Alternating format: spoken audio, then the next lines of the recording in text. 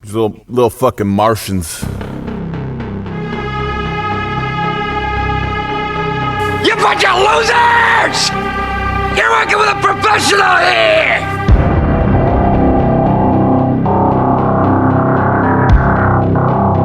Whoa, sandworms.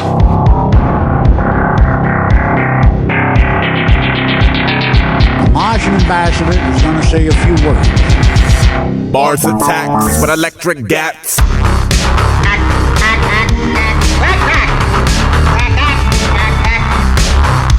There's a Martian right behind me. Hey, it's Tom Jones, right? It ain't unusual, eh?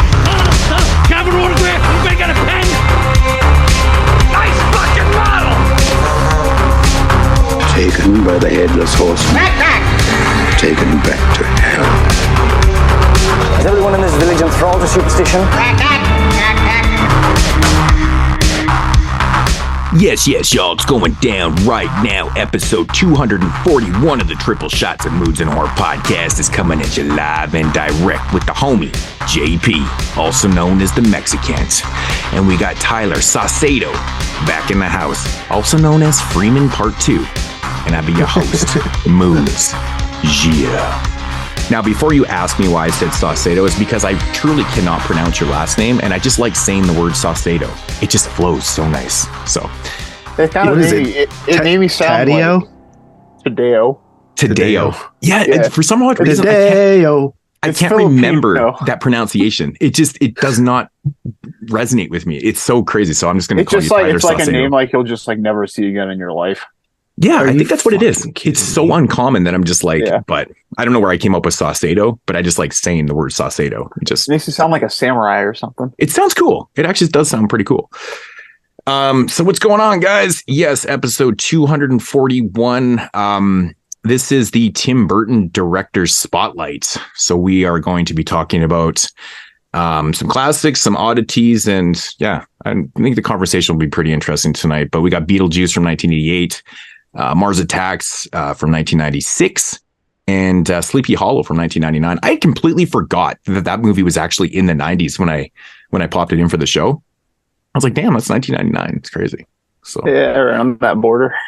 Yeah. It seems like it was newer to me. I don't know why. Yeah. I honestly hadn't watched Sleepy Hollow probably in over 20 years.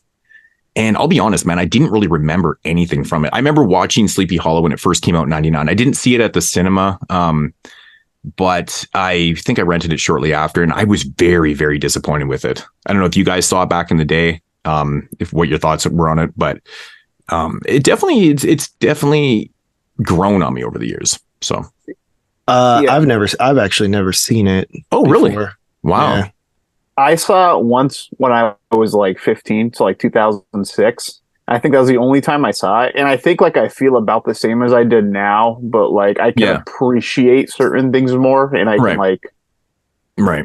I know the story very well though. Like this is like a very popular story in Massachusetts. I've seen like play adaptations of this. I've been a live interactive thing. We've read it. It's like, so I'm very familiar with the story, so I kind of knew what was going to happen, but you don't know what they're going to do in a movie to change it up. Is like the, like all the kind of twists and turns and all the reveals and shit in this movie and stuff like that. Is that like part of like the original story? Because I'm actually quite unfamiliar with the Headless Horseman story myself personally, so I just kind of go off what I see here in the narrative and like because like when you think of the Headless Horseman, like when you kind of go into, you're thinking, oh, it's just like a revenge film. This guy, he got decapitated in battle and blah, blah, blah. And then he comes back and he's lopping off heads, but there's like so much more to the narrative in the film, right? It's it's pretty much the same. It's pretty similar, but they all like every different like iteration of the story I've heard, like, it always has like its own kind of like literary twist on it that I couldn't even tell you what the original like context is. Right. Because like I've seen like, for example, like I saw that it was like really, there's like an old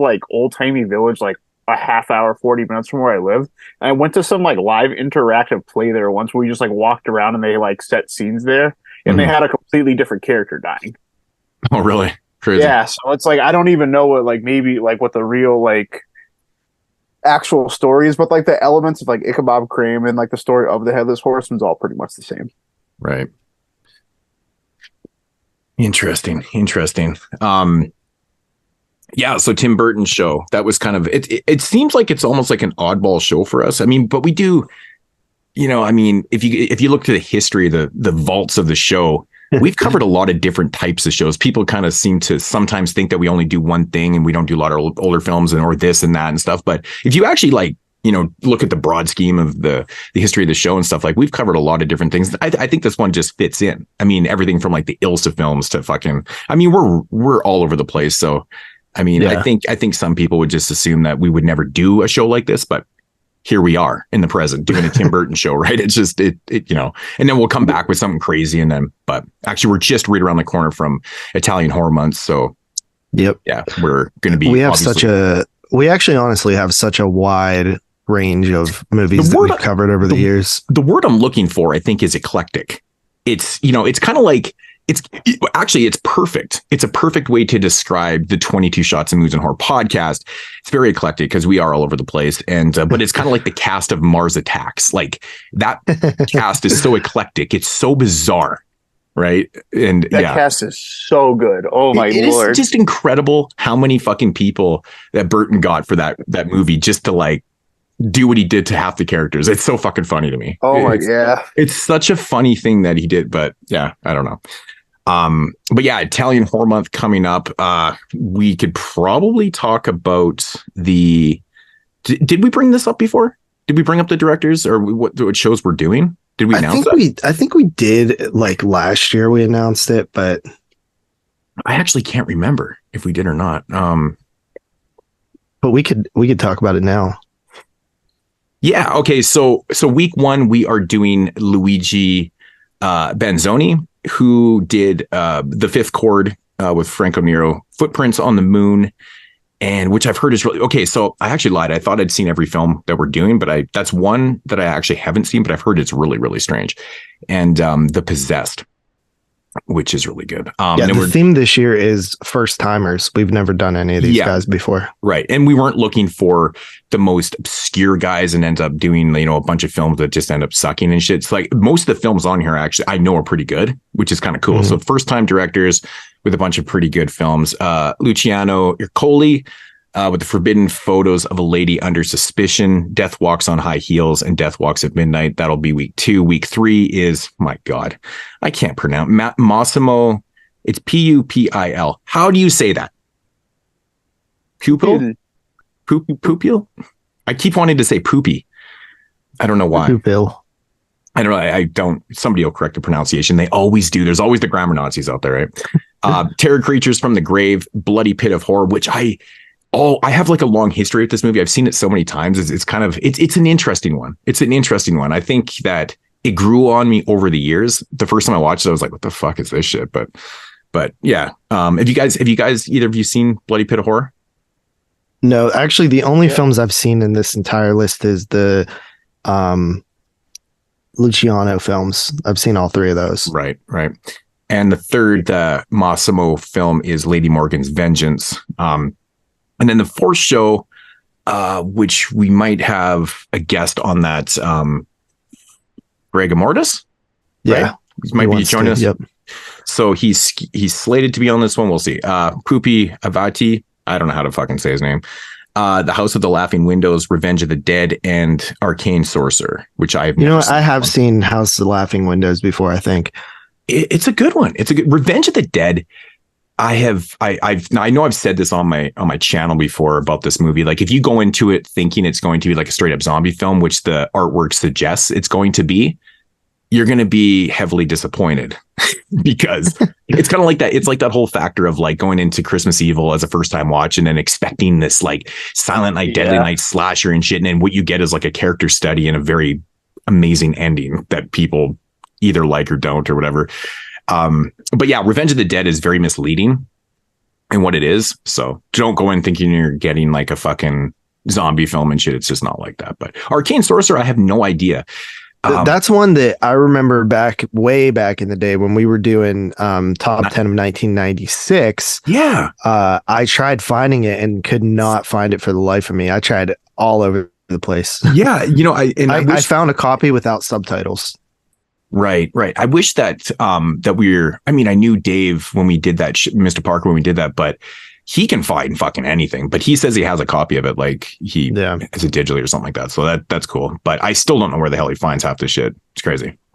So that is the Italian Horror Month 2023 lineup. It's going to be pretty exciting. There's a lot of really good movies in here, man. I'm excited to talk about. I'm just itching to watch Italian horror right now too, because it's around that time. And I watched Demons 2 the other night it was on Joe Bob, and man, fucking Demons 2 is so fun, dude.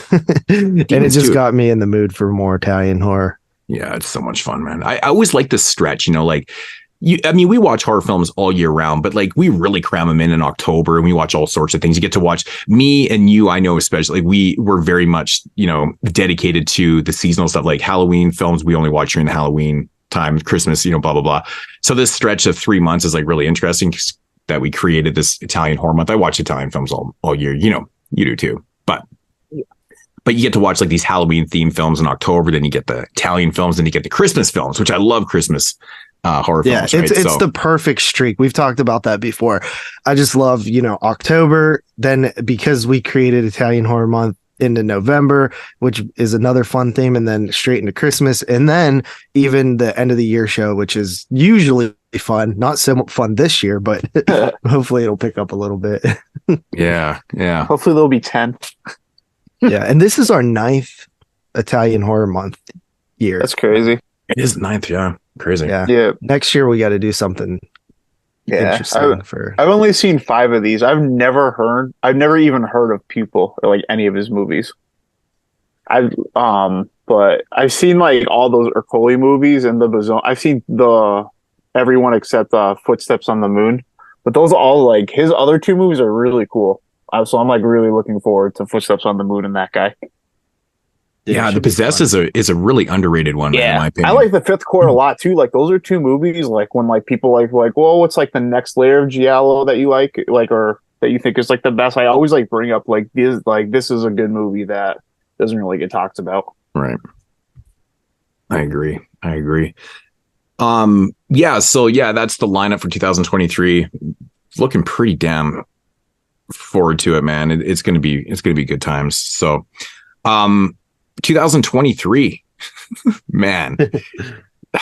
I know we always complain about every year. It's like, oh, this year's not that great. I mean, honestly, I think it's only really been the last couple of years that we've gotten to this point in the year and been like, damn, is it ever going to pick up? And it has been like, I feel like the last like 2-3 years haven't been like the strongest years and stuff. And it's kind of interesting too, because we were coming off a couple insanely strong years. What was it, like 17, 18, 19, like some of those years. That's like, what I mean. I think from like crazy heavy to good. Like 20 was so good. Yeah, dude, there was so many good years, but it was like the abundance of really, really solid films. Like I feel like in the last 2-3 years, there hasn't even been like, I feel like some of the films that are making these top 10 lists wouldn't even have made my top 15, 20 in those years. You know what I mean? Yeah.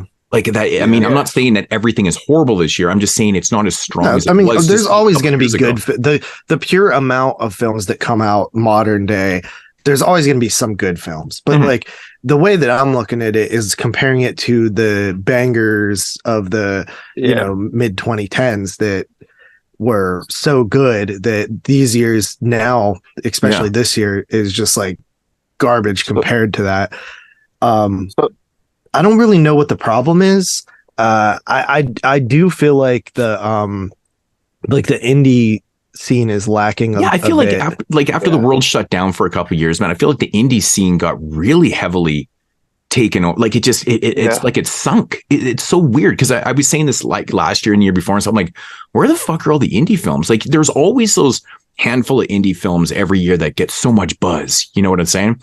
And like I haven't really heard anything in the last couple of years about like heavy buzz about films and stuff. And it's really odd that it's been so long. It's like a big period.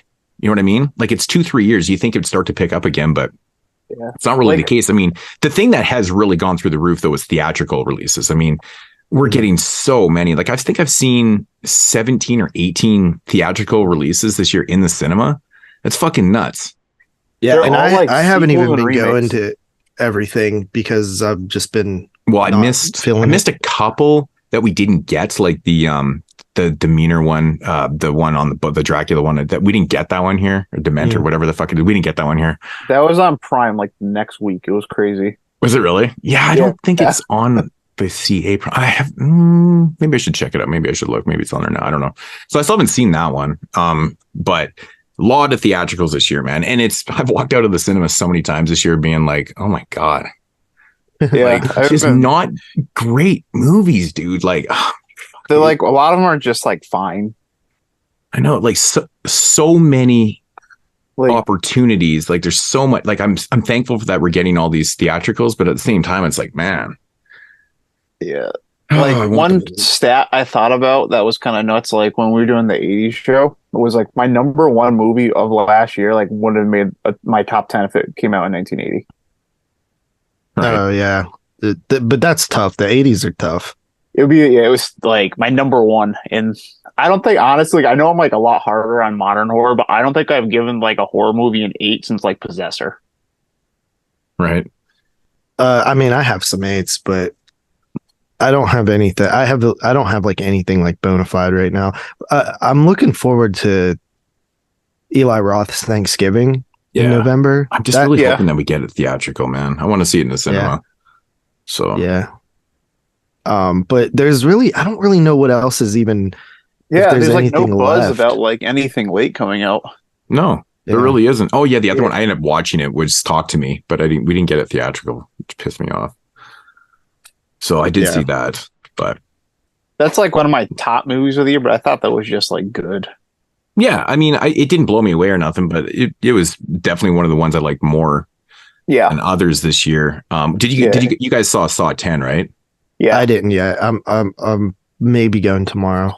Crazy, you haven't seen it. I'm shocked that you haven't seen that one yet. Well, I was still working my way through all the other Saw films. Oh, you were rewatching? Yeah, because this one's like a I watched to like all, the first all one, 9 right? of them, dude. It happens, but it happens between like the first and second one, I think. Yeah, it's like in between that time, I'm looking forward to it though. I really love that franchise after rewatching it again. I mean, I did like it already, but I don't know, they work for me a lot.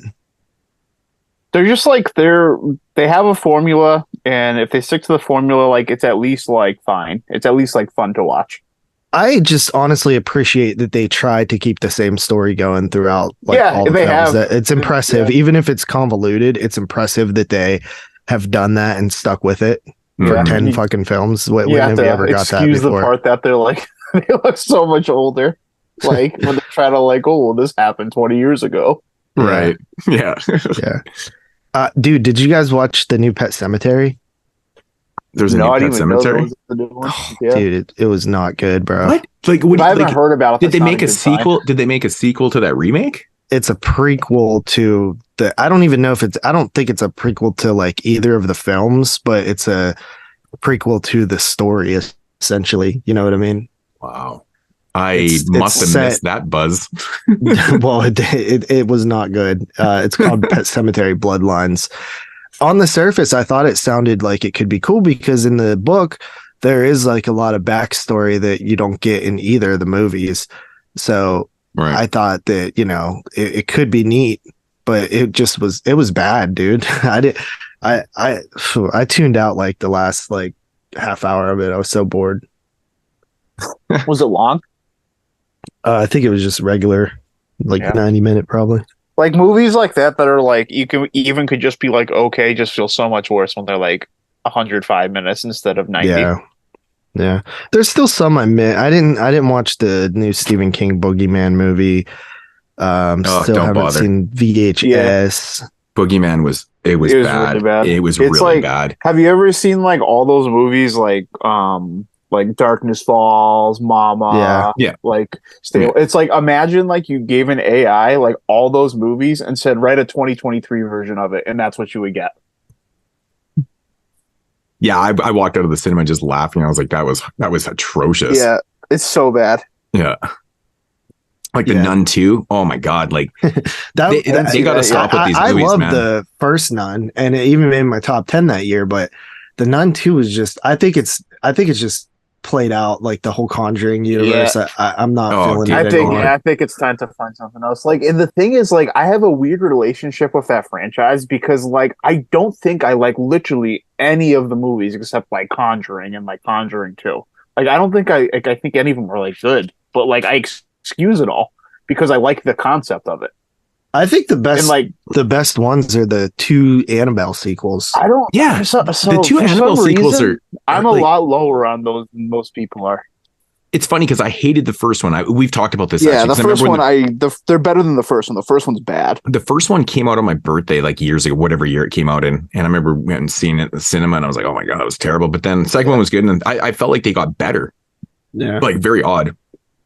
But there's been some really. I've walked out of the cinema a couple times this year and just like rolling, like laughing, like A Haunting in Venice. Oh my god, I didn't see that one. It was really bad. It was super bad. Like, oh man, it's just your typical. Oh my god, you guys saw The Exorcist, right?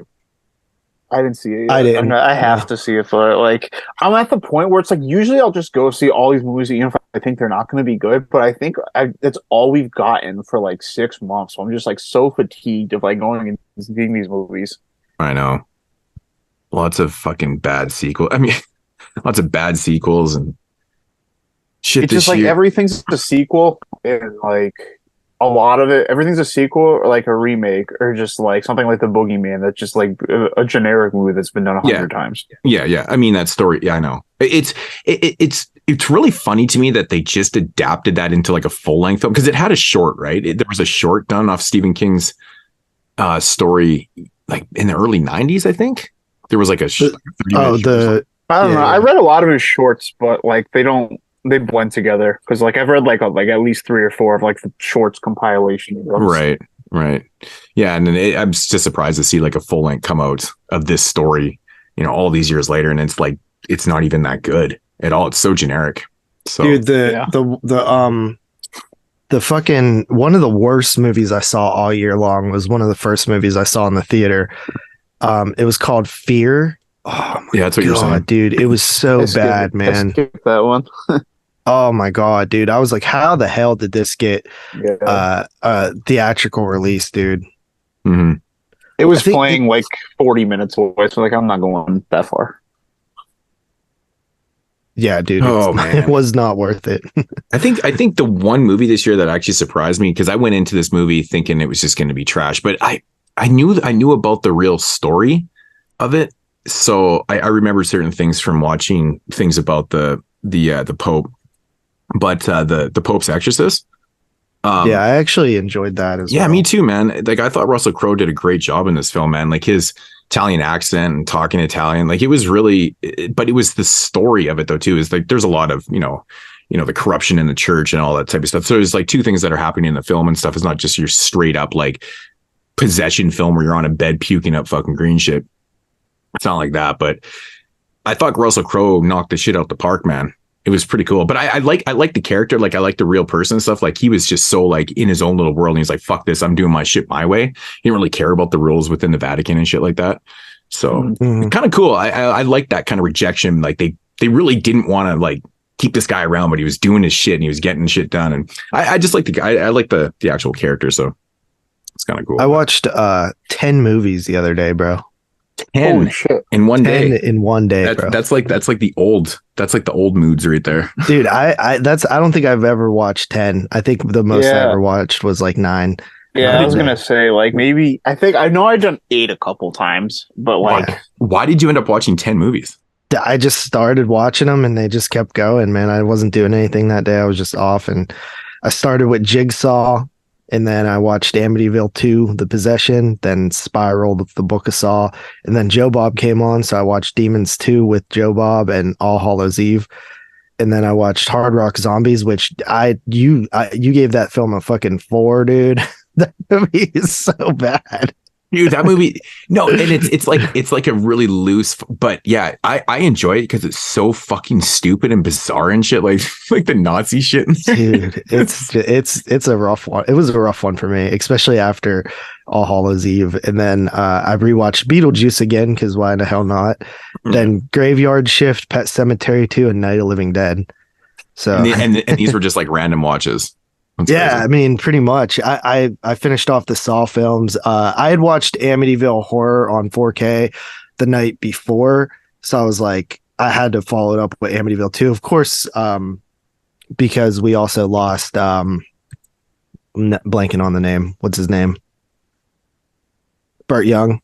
Oh yeah, Burt Young, right? Oh yeah. Yeah. So Yeah, we that's right, lost Burt Young him. passed away. So, and yeah, a lot of people have been passing away. Jeff Burr passed away. Yeah, that was crazy, man. Fuck. Yeah, it's unfortunate, but Amityville 2, dude, I fucking love that movie so much. So Yeah, it's a good one. that's and the Amityville films always feel October-y to me. So I always watch or not always, but I like watching the first two during that time. And of course, Graveyard Shift is like a yearly tradition for me to watch. It's not even set on Halloween, but it always gives me that October vibe. Yeah, it's always such an easy, fun watch, man. I love it. Yeah, I watched new VHS the other night on Shudder. Speaking of Shudder, man, what the fuck happened to Shudder, man? And they're like the films that they used to be so good. I know. I think there's been a lot of discussion about this online. Like a lot of people were saying that Shudder's going under. Yeah. I think honestly I think they raised the prices recently. They did actually. Yeah, I got a notification. I was like, oh fuck, really? I think they should, if they're raising the prices, maybe that'll help with acquisitions. Maybe I think what I really think happened personally, like one, I think that if they ran into like a little financial issues, which I know they had some layoffs and stuff like that, but I think really what has changed the most in the landscape is the competition. Everything has a streaming service now. Yeah. When Shudder first came around, they were like the first ones doing the horror thing. You know what I mean? And then now you have, obviously you got Netflix and Hulu and all those, but you even have like Screenbox and Full Moon Streaming. And I think Arrow has a channel now. Arrow has a channel, yep. Yeah, and Kino has one. So the competition is a lot more. But yeah, I mean, I get those other streaming and a lot of those. You know what channel honestly even gets really good horror movies? Criterion. Really? I swear to God, they get good. They get they'll stream like all of John Carpenter's best movies for a month. It's like crazy. They actually get really good movies, especially around like Halloween and stuff. Right. The thing is with Shudder, I like the site because of like the modern stuff. Like I don't subscribe to Shudder for the retro films because pretty much everything they have on there I already own. Yeah. So I use the service for like the exclusives and the newer stuff, like like VHS 85 and stuff like that. Like that's why I have this. And a few years ago, like some of our top 10s, I had like 3-4 Shudder films in there. Like it's just they were putting out some pretty good stuff. Just not, it's not at that quality right now, but a lot of these other services that you mentioned and stuff, like, are they providing modern films on there, or is it just their catalogs that they have? Like Kino, I know, has such a wide range of, more retro films and shit like that, but are they putting new stuff on there also? Like Full Moon? I mean, obviously Full Moon's doing their own thing. I mean, I know they got the Anchor Bay and they got all the Blue, they got all that shit, but are they providing like the modern films too? I don't know. I don't have it. I don't have it. I think it's mainly their library. Yeah. But I do know that like Screenbox is probably like Shudder's like biggest competition right now. They're on the come up and they're getting more stuff. And I actually don't even know Screenbox. I haven't even it's actually like pretty good one. Yeah. So what does it cost to subscribe to Screenbox? Is it like it's less is it a regional than thing? Shudder. Is it? Yeah. It's like it's pretty cheap. Is it pretty available? sure you just buy it. Oh, I don't think is it even a monthly fee? No, I think it's a monthly fee. Oh, okay. Or it's a couple. Okay, it's $15 for 6 months, I think. Yeah, $15 for 6 months, $4.99 a month, or $26.99 for a year. The first thing it says when I went to the webpage says this title is not available in your location. So I'm assuming Screenbox is maybe just available for America. Maybe for right now, but yeah. The one cool thing that they get, they have a couple documentaries. Like they did the Pennywise documentary. Oh, okay. Is that okay? The Freddy document or the Robert Englund documentary, Yeah, and then they did. I saw the one cool thing that they did get, like that I just didn't see anywhere else, is they got a couple of Indian films, like the Fright Night remake from India, the Scream remake from India, or rip off, whatever you want to call it. And that sounds interesting. Yeah, and then another one too that was also like a rip off type thing. Did you that's watch what India them? does with the horror films, man. That like McCall, whatever it is, like that Freddy rip off. That shit is like, it's fucking legendary, hilarious. Man. Are they like Bollywood movies with like the singing and the dancing? And yeah, I haven't watched any of them, but I started watching the Scream one just because I was kind of curious. I said that when we talked about like McCall, whatever you want to, however you pronounce it, but like that movie could be pretty good if they would just take out the song and dance. Right? Yeah. No, there's actually some interesting stuff that like Freddy stuff in there. Yeah, like it's got cool. it has its moments, but it takes you out of it, and some of the sequences are so long. Yeah, like the movie ends up being like 2 hours long. You could easily cut out 30-40 minutes of it just from that shit and tighten up the movie. Like I would love to just go in there and just do that, just edit it, take that shit, read out, and just keep in sequence. And yeah, it would change the I kind of look at it this way. It's like, you know, like how when you very first start watching Italian movies, like it's kind of like tough because it's just so like jarring and weird. And like that most people, and I think it's the same thing with Indian movies. But like it just like you have to watch, even like I think like the barrier to like get used to like singing and dancing is just like higher than. The thing that blows my mind about the singing and dancing is how out of place it is sometimes. Like, yeah, it is. Breaks into it. Like it's not even part of the narrative. It just breaks into it's like a music video in the middle of a movie. I love that movie random. RRR that came out last year, but it was like it did not need to be 3 hours long, and it was 3 hours long. So just like at least a half an hour of just like random singing and dancing. Yeah, but it's just like so over the top though. It's like the like it works better in that than like any other Indian movie I've seen. But they were also doing ridiculous shit, and then we're like punching tigers in the face. So that Screambox also got like the Cube remake from Japan, like exclusive. Right. So that I like that they're getting stuff that's a little bit harder to see, like for like those Indian films, but also like they're like the Cube remake is such a weird existence thing anyway, because normally it's American films that are remaking foreign films, whereas this one was a technically Canadian film that was remade by Japan. It's honestly not that good of a movie, but it was cool to finally see either way. But yeah, the Screambox is pretty cool, and they get like the Terrifier 2, that was like their big title whenever it was like got out of theaters. They were the ones that got it, and then like the Barn 2 is on there. Oh wow. And I don't know if they got the WNUF sequel or not, but that seems like something that would be man, there. I forgot about that. I need to see that. I need to maybe pick that up or something. Yeah, that one's fun as well. So VHS 85, where do you guys put that into the franchise? I didn't see it yet. Really? I didn't see that. Oh, I've only seen like 3 of them. I thought I was like the last one to see it out of like out of our crew. 3. I actually I started it the other night. I watched one segment and fell asleep. It's really solid. I really like, honestly, I thought that like all the segments were actually pretty solid in this one, which is, I can't really say about probably any of the VHSs really. There's always one that's pretty weak for me, but this one I felt like was pretty strong through the whole thing. I like what they did with the first one and how it gets incorporated and stuff. It's pretty cool. I thought it was pretty interesting. So, but pretty well done. Pretty well done. I think I definitely like this one more than the last couple, more than the last 3 for sure. So honestly, they're starting to run together for me. Like the first 3, I remember like really knowing like which one was what, like, you know, that I can tell which one's which, seen. But like I think I got burnt out. What is there, like 6 now? Yeah, this is the 6th one. I honestly, I don't know if I like brain farted on this, but like when I think Mike married me, he messaged me and he said, "Hey, have you watched VHS 85 yet?" And I was like, I kind of paused for a second. I was like, there's another VHS? What the fuck? Like, I swear I didn't even know there was another one coming out. Like it just popped up on Shudder. I'm like, oh shit, crazy.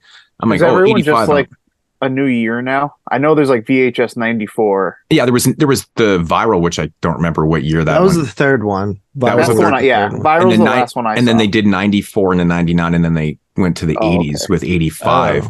So what was Viral? When was that taking place? Well, like what years? Was that in the 90s? I think it was just modern. Oh, was it modern? Okay. I don't remember because like Viral was horrible.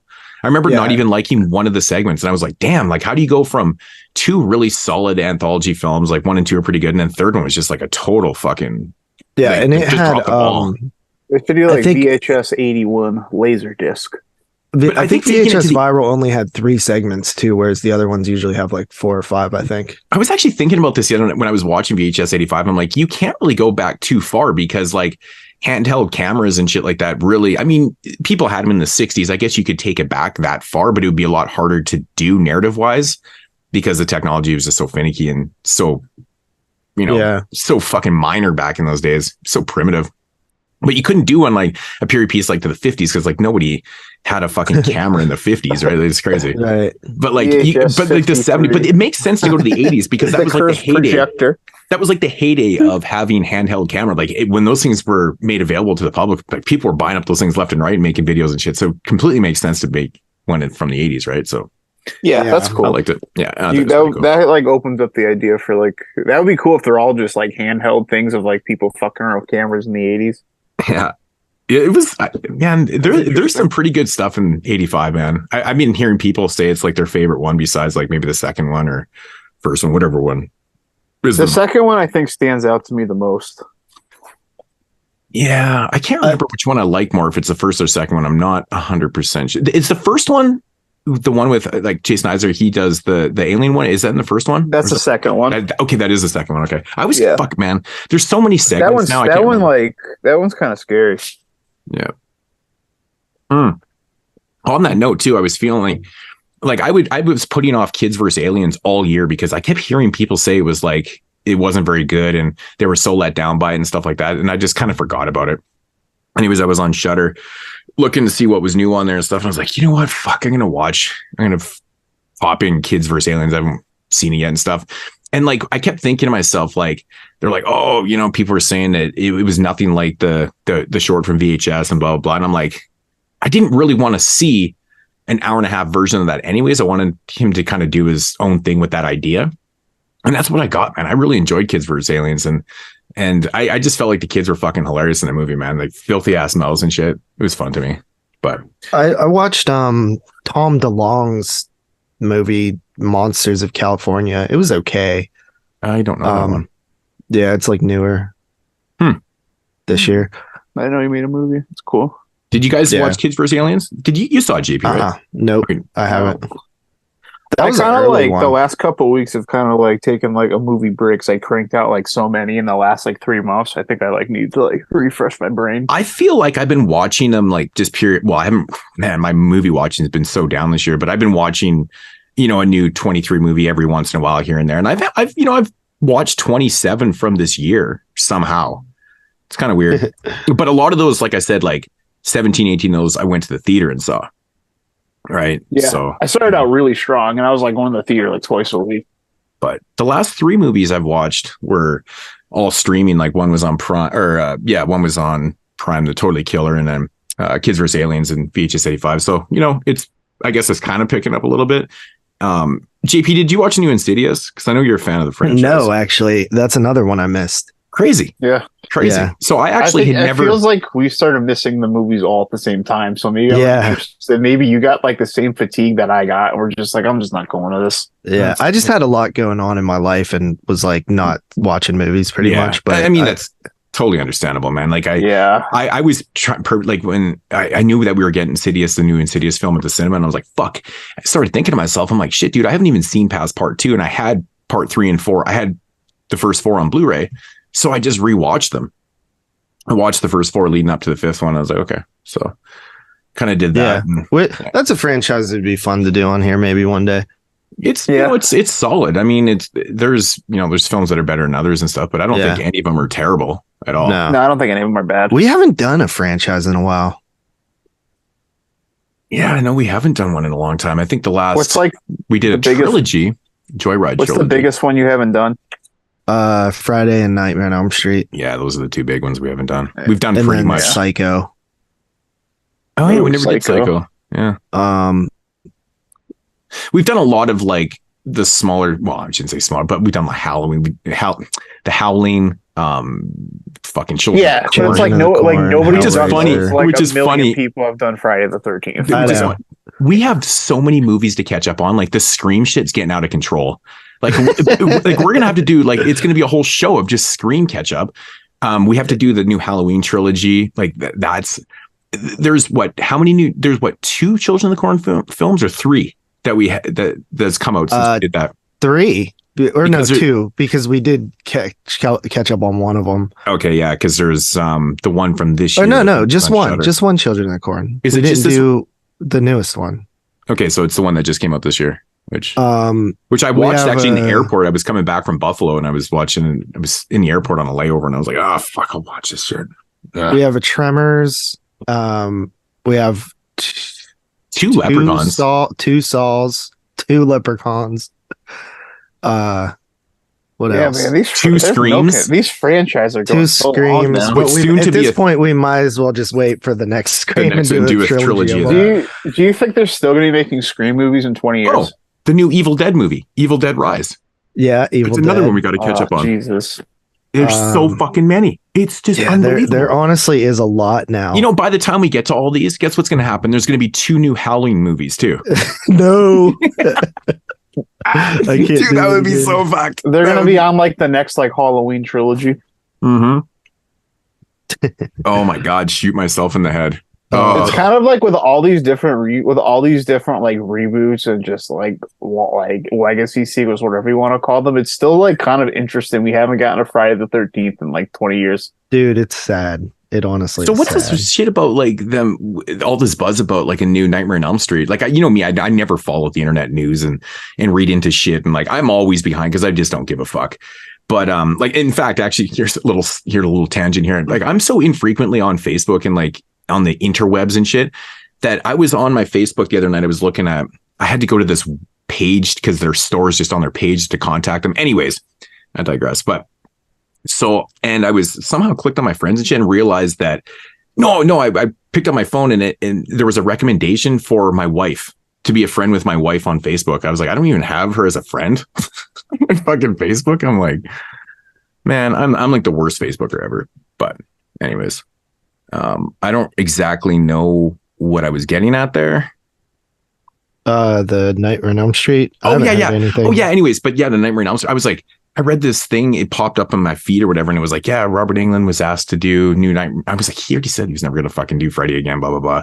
Oh, that pops up every couple of years. Okay, yeah, I didn't even really read it. I just kind of read the thing. I think we've reached the point where like it would be better to have a Freddy that wasn't Robert Englund. Mm-hmm. Yeah, and just not the dude that played him last time. Yeah. That was just that. There was a lot wrong with that movie. It was just like that movie didn't know what it wanted to be. I don't know what you really do with Elm Street at this point. Personally, I would literally just do like a Dream Warriors style movie. I don't want to sound like a grandpa, but I think they should just leave some of these things be. No, fuck you. I'd rather have it. I just think it would be really. I think it's cool that 20 years from now, people look at okay, so this was the big franchise of the 80s and 90s, and then those same people will be like, oh, there's fucking 13 of these Saw movies, and then the people discover the Saw franchise, and then their generation has their own new franchise. Mm-hmm. Yeah, I'd rather find the next franchise than just keep trying to milk these old franchises. I just feel like I'm always gonna have fun going to see a new Halloween, even if the movie's not good. That's how I feel about most stuff like that. Yeah, it feels like an event movie because it's so known. And I like that about it. But now, I guess A24 potentially is doing a new, they're getting the rights to the Halloween. I think somebody else got the rights to it. There was a bidding. A24. I think Miramax got it. Miramax already 24 owned it. like That's They why just I did all don't the get- Blumhouse shit, man. Now Yeah, it's Miramax is the A24. ones who owned it before, though. They're the ones who already owned it. So Yeah. I don't know that. Maybe I read it wrong. I thought I read that there was like a bid. Well, they owned most of them, didn't they? A24 did a bid, and Yeah. Miramax won the rights, or like won the bidding war. That's what I thought I read. I might be mistaken. Well, because the Halloween franchise was owned by Dimension, which Miramax was a subsidiary, right? Yeah. I don't know. I'm not good with all that stuff. Yeah. That's correct. But I from what I understood was that the way that I interpreted it, but I didn't really look into it, is I thought that Miramax was going to do a TV show. That's what I thought I read. And then it says, yeah, okay, Miramax wins TV rights to the Halloween franchise. That's weird. Yeah, that's probably the same thing I saw. Okay, that's well, who the fuck? Well, I guess maybe the Cods owned it then. Malika Cod. Yeah, so Malika Cod was the one who owned it, and his father was Mustafa Cod, who started producing them early on in the franchise. All this rights stuff gets so confusing, especially when the whole Weinstein thing happened. Yeah, it's super confusing they went now. under. Yeah, because everything is just a fucking mess right now. You can't keep up with that shit because everyone bought up everything and then it changed hand. Oh my god, you can't keep up. And then there's like those laws where after a certain amount of time the original work like reverts to the writer or something like that, which is starting to happen now. We saw it with Friday the 13th and I think Elm Street maybe.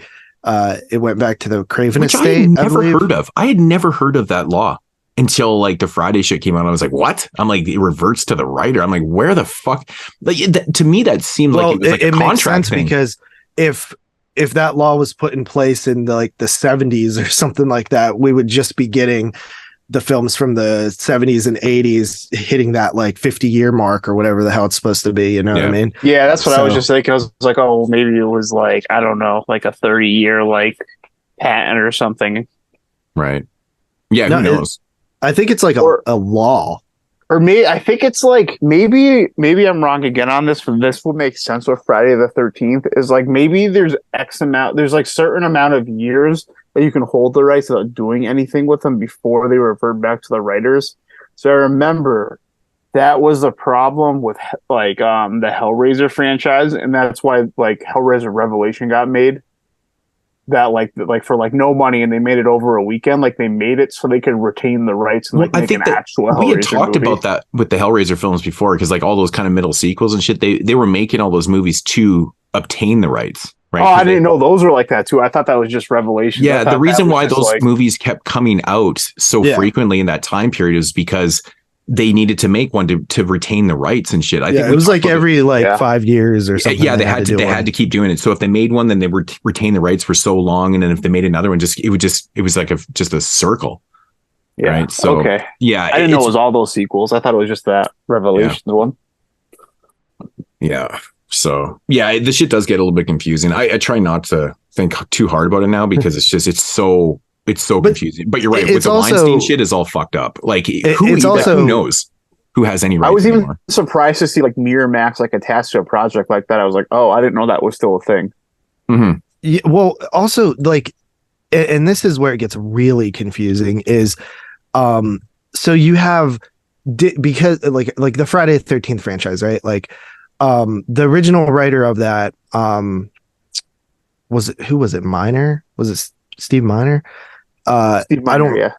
Was there some direct? No, was Sean S. Cunningham the writer? No, he's the director. Oh, okay. Of the original film, yeah. Miner did what, part 2 and 3? Yeah. Did he write those two? Did he wrote those two? But he directed 2 and 3, right? But he never. Did he write those?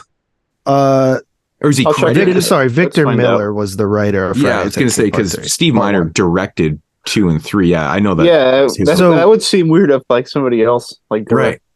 Steve Miner wrote in 1980. So the weird thing. So when you're talking about rights, so Miner or Victor Miller, wrote the original Friday the 13th. So when the rights, revert back to him or whatever after the certain amount of threshold of time has passed.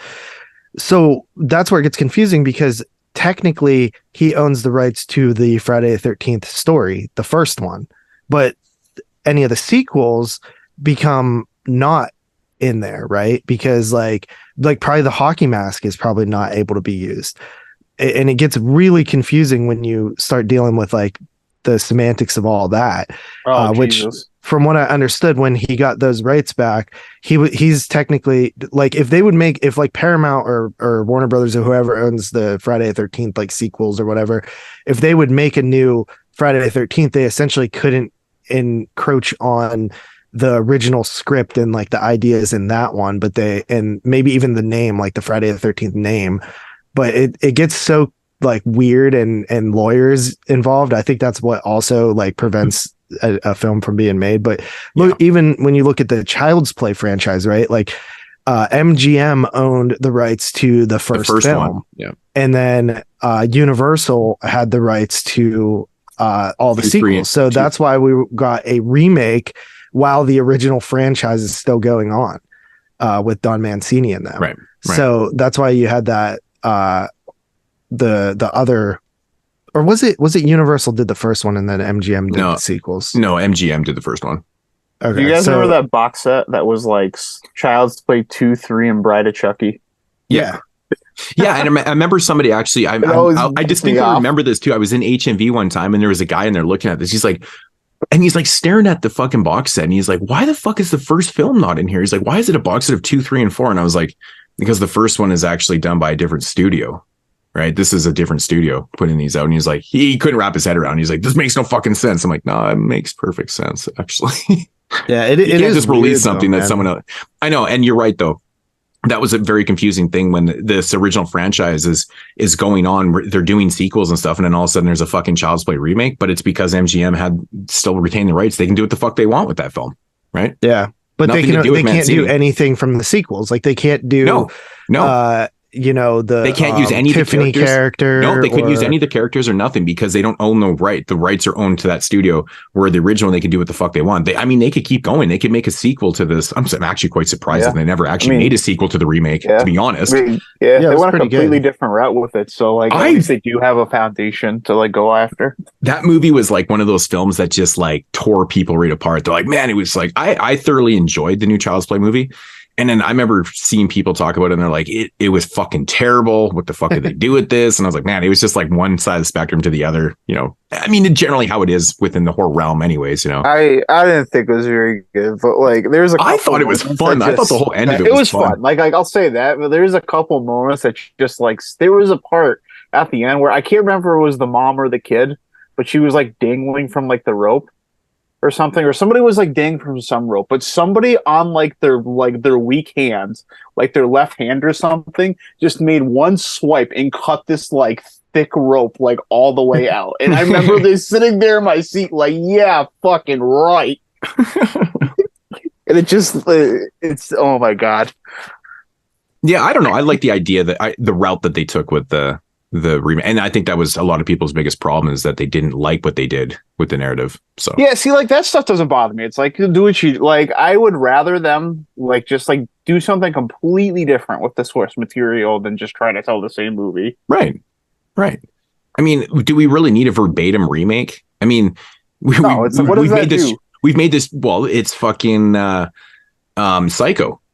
I was going to say that is the perfect example of like why you just like don't make the same movie. Exactly, because it makes no fucking sense to do that.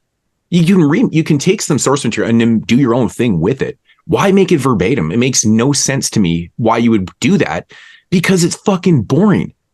Who's going to look at Psycho, it's the same movie, it's great. I'm like, why even make the fucking thing if you're going to do it like frame for frame? Remarkable how bad that movie is compared to the original for being the same exact movie. The ones that are very the same, like obviously Psycho is the prime example of like the only example of a movie like that I could think of. Right. But like it's stuff like The Omen. I could think of another one actually. The Omen and Funny Games. The Stepfather. Both of those are really fucking just soulless remakes that have like they're just the same story again, but it's fucking boring. Yeah. I hate that Funny you Games. have to do something new. Same director, you can't do though. the same exact shit. Yes, and there was actually like he made the first movie after being inspired by watching like violent American movies, so it actually makes a lot of sense that like he would make just like an English remake of it. I like both versions. I'll be honest, I like both versions. The remake, like the dude that plays the main character in that, like he was cast perfectly in that though. Yeah, Michael Pitt. Yeah, dude, he's just evil, man. I thought he did a good job in that. So yeah, I don't have a problem with that though if it's going to be the same director. It's like, but like remaking Psycho was that Van Sant or whatever fucking did it, and like it was just like, what? Why? Like to this day I'm still confused why you would think that's a good idea. It's also just like it's like you're taking something that Hitchcock did and you're like claiming it as your own, right? Like that's how it feels, because you're essentially doing the exact same thing Hitchcock did, but you don't deserve to be attached to it in that way because you didn't do any of the work. You know, I just don't get it though. Anything. Like remaking Hitchcock stuff seems so, like if you've seen the original movies, like, you know, Rear Window has been done 100 times in different ways and stuff like that. Very similar. Like Disturbia, I actually kind of enjoy Disturbia, like that version of Rear Window and stuff. It's okay. But like if you're familiar with all the classic Hitchcock stories and narratives and twists and turns and shit like that, and then you go and remake that, like when you're watching the movie, an updated version of it, you're like, well, I know what's going to happen, right? So you can't do that. You got to take the idea and do something completely different. You can't, like Psycho just doesn't work at all, because if you've seen the original film, you've seen this movie before you saw the movie. You know what I mean? Yeah. There's like. It's so anticlimactic. It's ridiculous. You can't remake Hitchcock movies because what he was doing with his ideas and his twists and turns and shit were so unique and so original that they're ingrained in your mind. You can't do that again. Can't fucking do it. Yeah, there was. I mean, you can do it. You can theoretically do it. You just can't make it work like it did back in those days. It just doesn't work. You got to do something different. So, whatever. It is what it is. Fucking. But you know what's actually kind of funny? I'm looking at my list here. So I watched 27 films from 2023, and I just counted 9 of them are either a sequel or like a franchise film or like a remake or something like that. Like it's either a remake or a sequel. 9. That's literally a third of the movies I've watched this year. Wow. Yeah, that's crazy, man. Like I was just looking at so Scream 6, Evil Dead Rise, Insidious 5, Meg 2, Nun 2, Children of the Corn, Saw 10, The Exorcist, and VHS 85 is, you know, another fucking franchise film. Crazy. Yeah, and I think there's even maybe more too. We need more solo films. We need more Renfields. Well, that's even like a franchise kind of. It is. It's fucking. It totally is though, right? Like, dude, that movie it's like literally the textbook definition of popcorn flick. Like I was at the cinema as well. I was having so much fun with it. I was in the theater like almost all by myself. I think there was 2 other people in there, and I'm literally like, you know, the Michael Jackson meme where he's just sitting there eating the popcorn. That was me. I was enjoying it, man. I was like, oh man, Nicolas Cage, come on. Oh, if I go see like a horror movie like that in the theaters and there's nobody there, I'm like thankful. Yeah, I was laughing out loud to myself. I was like, "Fuck, who cares, man?" It was funny. I have a bad habit of laughing at something in a movie theater that nobody else laughs at, and I feel like a jackass every time. Also, Malum. That's a remake. Which one? Malum, Malum. I don't even know what that is. Oh, Malum. Yeah. I know what that is. Oh, that it was remake. Yeah. Last Shift remake, but the same director. Right. It was okay, but Last Shift is way better in my opinion. Did either of you guys see Project Wolf Hunting this year? Nope. Never even heard of it. It's a Korean kind of. It's bad shit, man. Korean. It's like this. You got to see it, man. It's like takes place on this like boat and shit. It's fucking this big cargo ship or whatever. Project and shit goes batshit in it, man. It's like I thought it was pretty cool. I think Mr. Parker was a little bit low, which I was surprised actually that he didn't love it, but I thought it was great. It's one of my favorites of the year, actually. I think my favorite of the year so far is Infinity Pool. Oh, I'm not like in love with it. I actually really liked it, man. It was funny, man. I kept hearing people saying, "Oh, it's kind of lackluster." It was kind of like the same thing I was hearing about Kids vs. Aliens and stuff, and then it turns out that those are like two of my favorites. But Infinity Pool, I love the idea, and I thought the execution was good in it, man. I thought it was. Yeah, cool. I think part of it is just like David Cronenberg's my favorite director, and obviously like his son takes like a lot of ideas from, or at least like a lot of the same vision is like inspired by his father. And I really, really liked Possessor. That I think like I was looking for another bop like that, and like I might have looked at it a little too harshly. Possessor was my favorite film of whatever year it came out. What, 2 years ago? Was it 2 years ago? It was like 2020. Was it? Yeah, it was my number one film of that year. And I think Antiviral, whatever year, was that 13, JP? Antiviral? Yeah, it was a while ago. I think if we did 2012, I think it would actually qualify for 2012. I think it might be 2012 theoretically. Yeah. So, but yeah, it'd be a contender because I loved Antiviral, man. Like the aesthetic of that film and the casting. Like I love that guy. I always forget his fucking name. The ginger kid. Yeah, he's really fucking good. But the white aesthetic in that film is just, it's so like vibrant and just so real and like surreal and real. And like mixed with that fucking bright blood. Oh man, there's just something about that film. It's just captivating to me. I love the idea too. It's great. And then Infinity Pool, like I was, it's always kind of like, is it going to be a letdown, or is everything that people are saying true, blah, blah, blah. And I'm like, no, I really enjoyed it, man. I enjoyed the casting too. I thought it was just really good, man. Like, the casting was good in it. Yeah. Mia Goth is really knocking it out the park these days. Yeah. Looking forward to Maxine, man. Dude, I can't wait. I'm like, honestly, so far, like excellent. Like this is, if Maxine lives up to like what those two films were for myself, it's going to be one of my favorite trilogies ever. Like I absolutely love those two movies. Like love those movies. And Pearl is so good. It's so good, man. I think it was a good jump from X to Pearl. I think Pearl was like, I just like how it's so tonally different. Like it's so different in everything, and that's what works. But I think Pearl's going to be also in that realm, in that vein too, because like this one's taking place in the 80s and it's got like a totally different type of narrative. Like it's going to be, I think it's going to be something special, man. Like I love the fact that all three of these movies are different times, and it's great, man. Pearl felt a little more daring to me, and I thought that like just like that kind of signified that like him working with like Mia Goth was like them collaborating together was putting forth like a better product. So like that's why I'm like really like expecting better things from Maxine, because now this is like their third go together. Right. And just the setting of Maxine, I think, is the most appealing to me than any of the other two. Yeah. I love the setting of Pearl, dude. Yeah, me too, man. I just like I like that like trashy, like early 80s, like.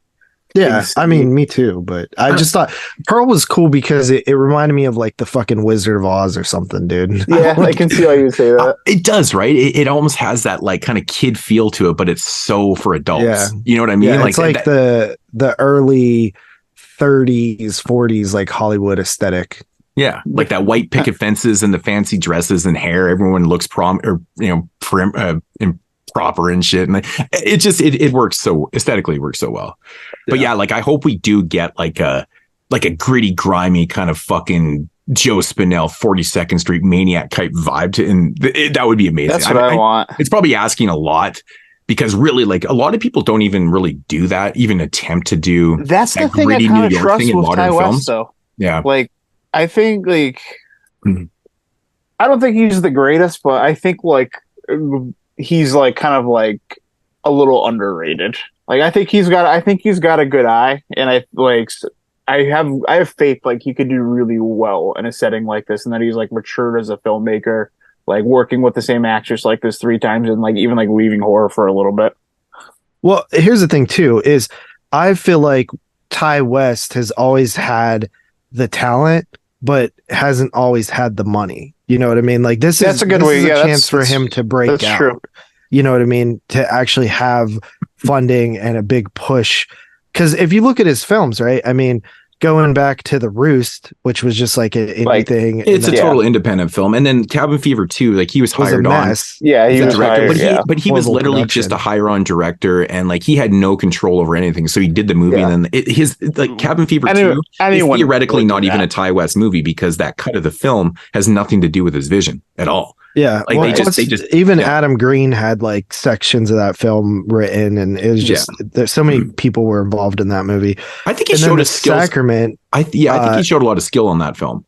The Sacrament, House of the Devil, and Innkeepers are all in like indie stuff. They never had like a big marketing budget or anything like that. Yeah, and you can make all those movies for dirt cheap. But that's what I like about, movies like House of the Devil, though. Like you can obviously tell it's very low budget. It's mostly set in one location, but he creates this aesthetic to it that's like so appealing to people that like love that gritty early 80s, 70s fucking vibes and shit like that. Like he creates such a great aesthetic, and even though the story is not anything we haven't really seen before, it's still very appealing to us fans and shit like that. I think The House of the Devil is a great movie. It's just, but the thing I like about Ty West is that, he obviously takes his inspiration from like 70s films in general, because he always has such a slow burn to his movies. And, a lot of people, if you associate horror films with the 70s, what's the first thing that comes to mind? Dave Z always mentions it, man. He's like the fucking 70s and the slow burn shit. Like, that's why he's not the hugest fan of like early 70s films, because I think he's just too impatient for it, man. Like there's a lot of build up to films. And I think that's where Ty West does it really well, at least for me anyways, because I love the 70s and I love slow burn films as long as there's a good payoff. Like slow burns. Yeah. I always have to emphasize as long as there's the payoff. And I feel like House of the Devil has that type of payoff for me, at least. The Innkeepers, a lot of people, same thing. They're like, oh, the payoff, blah, blah, blah, wasn't great. I love the Innkeepers. See, I love shit that's set in hotels and that kind. I've actually never seen burn. The Innkeepers. The Innkeepers is really good. I think that movie is like really overhated. I rewatched it, I think last year, just out of the blue. I was like, you know what? I just feel like watching The Innkeepers. And I'm like, man, it's not going to it's not blowing your mind, but it's so entertaining. I just love how like the characters, the interaction, like the setting of it and stuff. He manages to always capture those things that I love. I can't speak for everybody, right? Because we all have different tastes and stuff, but he does the things that I like, and I feel like he does them well. So yeah, no, I'm a fan. I'm more of a fan now after these last two than I had been ever before, even though I've liked all the movies I've seen. I've never not liked a Ty West film. I mean, I haven't seen the Western that he did, I think. I haven't seen the Western, but I'm very interested in it. I really like Valley of Violence. I think that one had a rough production as well, from what I remember hearing. But it's just showing he can like do something different and work with characters differently, which is just like that. Like it's just valuable experience you can take with you to like other genres and like make things your own. Yeah. I couldn't tell you what short he did in ABCs of Death, though. He did one in ABCs of Death, right? I think it was It was terrible. It was the worst one of the first one. It's the one where the girl just like goes and like has an abortion in the toilet or something. I think I'm like one of the only people because it was like lazy. It's like literally like 40 seconds long. Oh fuck. Okay. Yeah, I don't even really remember. Like I remember actually keeping track of the ones I liked, and it was like I think I only maybe like 9 or 10 in the first ABC's Death out of like the 26 I kind of feel like in the first one, a lot of people just like didn't like there was just no template, and maybe like I kind of believe like Ty West just like misunderstood the assignment. Right. But I prefer the movie the sequel. ABC's of Death 2 I actually liked more than the first one, because I think I remember liking more than half of them. Like, wow, that was kind of a big improvement, where I feel the consensus was most people didn't like the second one at all, and I was like, the fuck, I don't know. I think I was the opposite. Yeah, I think there was a couple I liked in the second one, but I think I much preferred the first one. Yeah. What's the anthology movie that had the raping Santa Claus? Oh, the animated one, the claymation. December. Oh, what that fucking thing was amazing, dude. That I actually told that story to the wife one time. You were telling me about Carly had watched Deathcember, and then you had mentioned watched it together, I think, or whatever. And you'd mentioned something about oh yeah, like the rapey Santa one. She's like, rapey Santa, because I think she watched it on Prime or something like that. And they cut that short out. They didn't have it on that's there. right. And she's like, I forgot what about animated that. one? There was no animated one. And she's like, what the fuck? And then you realize that they'd actually cut out that segment. Because it was super fucking major offensive. Pedophilic, you know? It was Santa raping fucking, it was brutal, dude. Children. Yeah, like really like bad. with fucking tools and shit. It was brutal, man. I was like, oh my God. It was by far the best one in there because it was just like shocking to see. It was crazy. Dude, but I watched Deathcember again, actually. Mind, bro. There are some really good shorts on Deathcember, actually, but there's some pretty bad ones. But overall, I actually end up enjoying Deathcember as a whole. It is hit and miss, but I like it was the Deodato one, right? The one with the family. Yeah. So that was okay. But yeah, there was some like all anthology shows. I mean, there's literally 25 fucking shorts. It's like the ABCs of Death, right? There's so many. Did you like it overall? Yeah, I remember liking it. I thought it was pretty fun. Yeah, there was definitely, like every anthology is better than others, but I thought the good ones were like really good, enough to be like, yeah, this is pretty decent overall. So, but yeah, it was good. Yeah, it was fun. It's fun shit. Oh man, I gotta tell you the story. So me and the wife, we went to this steakhouse on Friday. We hadn't been to the Keg. It's called the Keg, and so we're sitting in the lounge and shit like that, and we're just like, didn't really feel like ordering dinner, so we just got like a bunch of appies, like some fucking calamari and bunch of I think we ordered like 5 appies and shit. So we're having drinks and we're finishing up these appies and shit, and the waitress comes by and she's like, "Hey, it's like, are you interested in dessert?" And we're like, "Man, fuck, I don't know." So I'm like, "Yeah, whatever, just bring us a menu." So she brings us the dessert menu and she comes back about 10 minutes later, whatever. And she's like, "You guys decided on dessert?" And like, "Yeah, this is going to sound a little bit weird, but we decided we're going to order like a fully loaded baked potato." What the hell? She looks at us and she started laughing. She's like, "Yeah, never heard that one before." That's an interesting dessert. Yeah, man, because we ate all these appies. I'm like, man, because I love their fully loaded baked potatoes. They're like, never get them. And I was like, oh, I just feel like. Did you get mozzarella sticks? No mozzarella. We got calamari. They don't have them. That's my favorite fucking. They don't have them there. I got like sticks. Well, escargot, calamari. There was like garlic shrimp. Deep fried calamari with hops, or not calamari, cauliflower with hot sauce. And I think the mushrooms Neptune, which is like loaded with like crab and stuff like that and shit. So I think that was the 5. And then we ended up actually getting dessert after that. So we got those like Jesus, bro. Oh man, we were just like, I was like hungry as shit. I mean, at work, dude, I walk like 25, 30 clicks a day. I don't know how many miles. It's like 15, 17 miles or something like that a day packing shit. So I was hungry as hell when we got there, man. And I was just I was hungry. So, but yeah, the look on her face was fucking priceless, dude. Like, yeah, baked potato for dessert. That's definitely a new one. And the funny thing was, so I get the bill and she charged us for like a side, right? So it was like $3 for the baked potato and we got cheese on it too. And the cheese was fucking $2. No, like the cheese was just as much as the actual baked potato fully loaded. I'm like, that's ridiculous. So stupid. I just thought I had to tell that story because it was kind of funny. But yeah, we're weirdos, I guess. Canadian weirdos. $2 for cheese. I know. I was like, what the hell? $2? I'm like, that doesn't even make sense. And the baked potato is massive. Like for $3, like fully loaded, that's actually a really good deal. Because as you know, like appies now are just out of control priced, right? Like everything's so expensive. Restaurants are crazy expensive now. It's like sad. Oh, dude, it's like out of control, man. It's like out of control. Apps are like $11.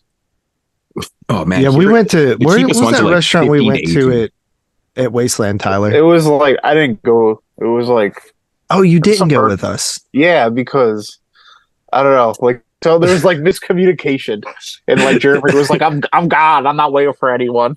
And, dude, it was funny. We were chilling at the table at it was like 9:00, and Jeremy was like, "If I order a pizza, do you want any pizza?" I was like, "Sure, I'll eat pizza." He asked Dave Parker. He's like, I was gonna order pizza. Do you want any pizza? And he's like, "Dude, we just went to fucking dinner." And Jeremy's like, "Yeah, fucking 8 hours ago." It was such a classic Jeremy response. Was it 8 hours ago? Fucking 8. Yeah, it was. And we're like, it was like 6-7 hours ago we went to dinner, and it's like It was just funny because Dave Parker literally ate like this giant milkshake. It wasn't that big. It was a milkshake, this giant plate of nachos, and then a burger and fries. Holy shit! Because he'll just like inhale all his food. He'll eat like one time, but he'll eat like a shit ton at once. He eats everybody there. Fasting then. Yeah, he probably does fasting then. Every time I've went to dinner with him, he's ate more than everybody else. And he's like the skinniest. Well, the year that we went to that Asian place, Wasteland last year, I think I was the only one that ate all my food. I was so fucking hungry. We had a huge plate of food. I inhaled like I was starving. I don't know what it was, but I was just like, and even the wife was like, "Holy shit, man, you ate that all?" It was a fucking lot of food, man. Yeah. But yeah, I think David actually he had leftovers because he brought some back and shit like that. I think he.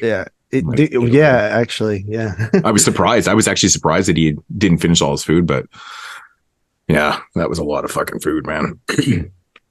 Sweet shit. Yeah, got anything else? Nope. Oh, I did want to say, JP, you're the worst. Oh, 31 days. I was waiting for you. I was going to give you credit, on the day 17, maybe 18, 19, day 12. You didn't even make it to Friday the 13th, man. Dude, what had happened was, bro, I literally on Saturday, or Friday, I forget what it was, but I worked literally fucking 19 hours straight, dude. Is that because you guys had people sick or just short staffed? No, our internet went down, which means that like all of our reservations are gone. Everything, like we can't do, we have to do everything on paper, and it's so easy to fuck up and send somebody to a room that you already gave somebody else. Taking a trip back to the 80s. Dude, it's even worse because you don't have the resources that you would have had to keep track of things back then. All you have is these downtime reports, but they're just a mess. And they're also not very updated because we don't have internet to print new ones. So we have to get Hilton to send us them through fax, but they weren't coming through. They're supposed to come through every 2 hours, but I only got 2 in the entire 19 hours. So it was just a huge pain in the ass. And I had worked the morning shift, 7 a.m. to 3 p.m. And then the person coming in the evening couldn't handle it. So I stayed with them and then stayed all the way through that shift. And then all the way through the next shift, I stayed like 3 or 4 hours through that one. And I was on the phone all day trying to get people to come out and fix our internet. And it turned out that they were building a car wash next to us. And they had cut our line somehow when they were installing stuff on the pole. Oh, fuck. It was like Columbia Gas or something cut our line and just never did anything or said anything. And maybe they didn't even realize. Yeah, we're just sitting there for hours and hours without internet, thinking we don't know why. So we're calling all these different places.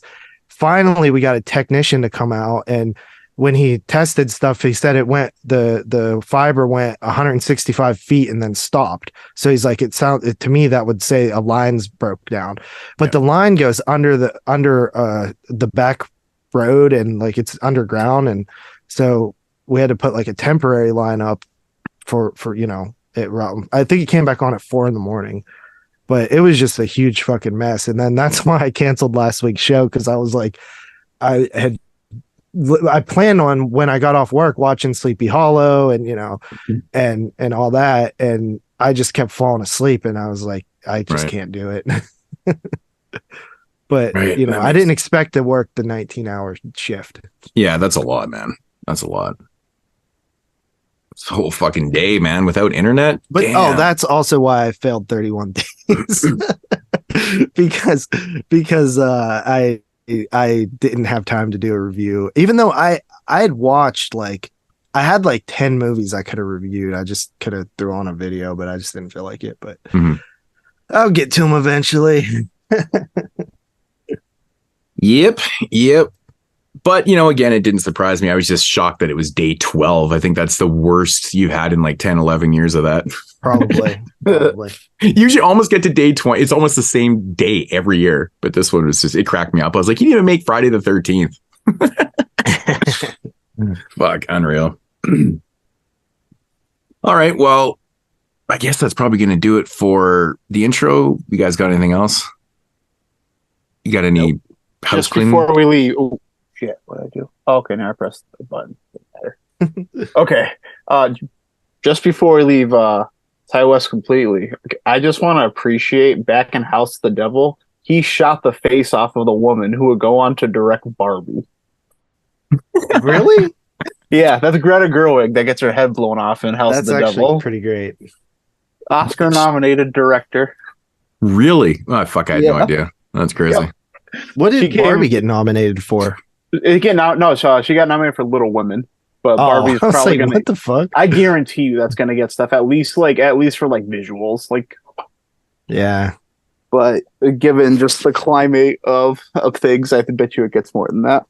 Oh, one movie that's non-horror that I watched this year that I fucking loved was Teenage Mutant Ninja Turtles Mutant Mayhem, dude. Kicked ass. Really? Yeah, it's good.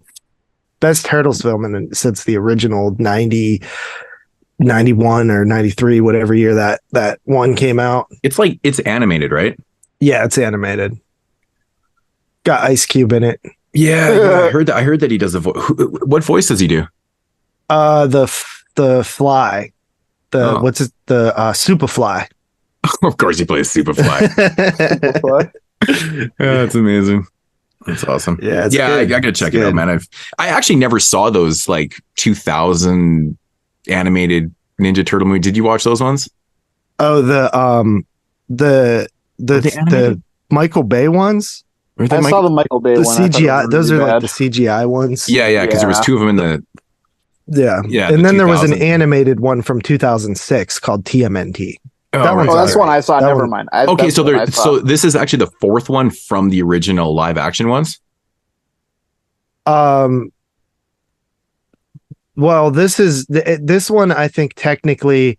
So I think TMNT technically is a sequel to the original three because they do reference it, and then this one I think is like its own thing. Yeah, and those other ones, the Michael Bay ones, are just its own too. Yeah, I never watched it, so I actually haven't seen any of those. It's crazy. I started watching the Michael Bay original one that I wore out as a kid. Oh yeah, the very first one is so good. I just watched it this year, for like a the third one is so terrible, man. That prequel one, it's Turtles in Time type thing. Oh, it's bad. It is so bad. No. Okay. All right, so that's going to do it for the intro. We'll be back with some Tim Burton talk. All right, yeah.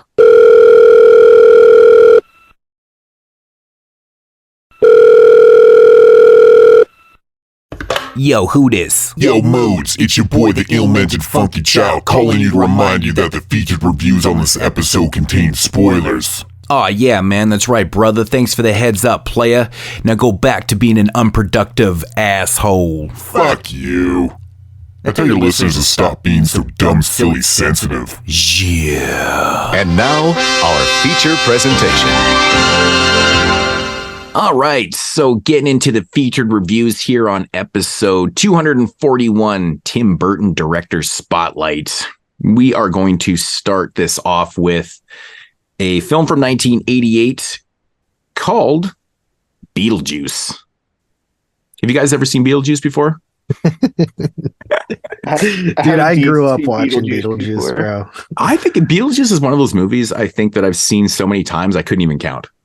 Right? It's just one of those movies for me, man. I actually took Carly to see it for the first time a couple years ago at a drive-in. She had never seen it before. Wow. That's crazy, man. You were there to witness a fucking first time viewing on Beetlejuice. That's nuts. Yeah. I actually saw it's such a unique movie too that it is fun to watch people's reaction to it. Right. Yeah, I actually saw Beetlejuice when it came out on video, so it would have been 88, 89, whenever it came out on video. And I just fell in love with it, man. It's got this vibe. It just sucks you in. You know, it's like, I don't know. It's one of the it's such a unique take on honestly everything, death, afterlife. It is. You know, the world building in Beetlejuice is incredible. Right. All right, quick little synopsis for the one or two people in the entire universe that have not seen this movie or don't know what it's about. The spirits of a deceased couple are harassed by an unbearable family that has moved into their home and hire a malicious spirit to drive them out. Okay. I always get a kick out of reading these IMDb things. I always say it every time, but sometimes they're just written so funny. I don't know. I believe they finished filming Beetlejuice 2. You know, to this day, I still can't believe that it actually got made, because man, there was talks about doing one, I think even in the 90s. Yeah, since the 80s. Like right after this movie. As long as I can remember, there's always been Beetlejuice talks. What's the story with why they never produced a sequel right after? Because I know this movie did really, really well. Like obviously at the cinema and like home market, like the home video market and stuff like that. Why was there not a sequel made right after? Like, did Tim Burton just not want to do one? Because you think the studios would be pushing for that, because like really, like this was a huge moneymaker and it was probably going to make huge money on a sequel. It's weird. Yeah, the original one was Beetlejuice Goes Hawaiian, I believe was the title of the... Oh, Jesus. God, I'm so glad they didn't do that. That was the idea. See, I never really looked into this. I just always wondered why a movie like this never had a sequel when they totally could. They set it up to have a sequel, really. Right? Like, I mean, the way it leaves off and stuff like that, like you could build from where that is. Like, I mean, they're all coinciding together and shit like that. Like, it's just... I don't know, you could take that and roll with it, but it's just very interesting to me that, you know, every single movie gets sequels now, and even back in the day and shit, but this one out of all movies that did so well and legit was set up for a sequel kind of thing never materialized until 2023. Like, it's literally 25 years later. Yeah. 35 years later. That's what I meant to say. I'm fucking stupid. And the cool thing, though, you got Winona Ryder, Tim Burton, Michael Keaton, all back for the movie. So that's fucking promising, at least. Yeah, I actually have not looked into like the narrative or the casting or anything, but like Baldwin and Geena Davis, like Alec Baldwin, Gina, they're not in it. I don't know about that. Like, what about like all the supporting people, like Catherine O'Hara, like. Is she? I get Jeffrey Jones wouldn't be in it because he's been blackballed, right? He's been blackballed from Hollywood. I would be surprised if like he showed up in the movie. Actually, it does. The cast does have. Oh wow, Jenna Ortega is playing of course Winona Ryder's daughter. That actually is fucking perfect. Winona Ryder's daughter. Of course, Jenna Ortega's. It does say Catherine O'Hara is in it, and then Monica Bellucci. Monica Bellucci's in it? Wow. That's random. She's like from Irreversible and stuff. Like, yeah. Bellucci, she's actually really famous. And then William Dafoe. William Dafoe? So, okay, so I wonder if they ever approached Baldwin and Geena Davis to come back and do this, because, I mean, why wouldn't you, really? Yeah. Does Geena Davis still act? I guess it depends on the narrative, right? Because if you're taking them out of the equation... Well, that's the thing that's confusing to me, is because I saw set photos where they rebuilt the house and the bridge and stuff like that. Right. So it must be taking place in the same house. So then why wouldn't they be there? Because in theory, based on the narrative in the original Beetlejuice, they're stuck in the house for 125 years, which is playing into that death lore, which I really like. Yeah. So why wouldn't they be there? In theory, if you're doing this in real time, it's 35 years later. They still have like an eternity left, like 90 years left in their term. Yeah. Of being stuck in the house and shit. It's interesting. But yeah, like I was thinking about it too. I was like, yeah, Jeffrey Jones, there's no way that he'd be in this new movie because he's totally blackballed because he got caught with like child porn and shit, right? So he got blacklisted from Hollywood and he'll never act again. It's kind of like the whole Kevin Spacey thing. I didn't know that, actually. That's crazy. Crazy. I know Jeffrey Jones was one of those guys that was in a lot of big movies in the 80s and 90s and shit. He was like that. He was popped up in everything. He's like literally like wasn't he in Ferris Bueller? Like he was the father in that. He was, yeah. Was he the principal? Oh, well, I mean the principal. Not the principal. They probably didn't get fucking Baldwin because of the shooting. I forgot about that. Yeah, I was about to say he's kind of like embroiled in some controversy right now. And I don't know, does Geena Davis still act? I don't know. I haven't seen Geena Davis in anything in years, but I forgot about the Alec Baldwin shooting. Yeah, that's right. He's a fucking killer. That guy likes to shoot people on sets. He's in some trouble right now. I think they dismissed it.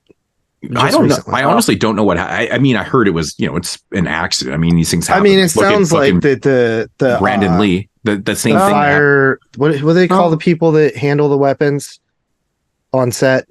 The prop department or stage manager. Germany. No, it's something specific for guns. Yeah, I would assume you should have one job. Probably like a firearm supervisor or something. Yeah, there's a name for it, but so is this the same? They didn't really do their job. Basically, was this the same person that was on the set of The Crow, or what? Like, fucking brutal, man. That was a really tasteless joke, but anyways, yeah. And then Otho, like he died what, like 15 years ago or something like that.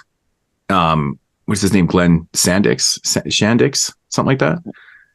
Otho in the film, right? Yeah. That really weird look and shit. Yeah, he died like a long time ago, so he's obviously not appearing in part 2. But anyways, Beetlejuice, 1988, man. Yeah, I got along. Like, I've seen this movie so many damn times. Like, I grew up with it. Like, I had the tape growing up. I probably wore it out and shit. I had so many editions. I literally watch it all the time.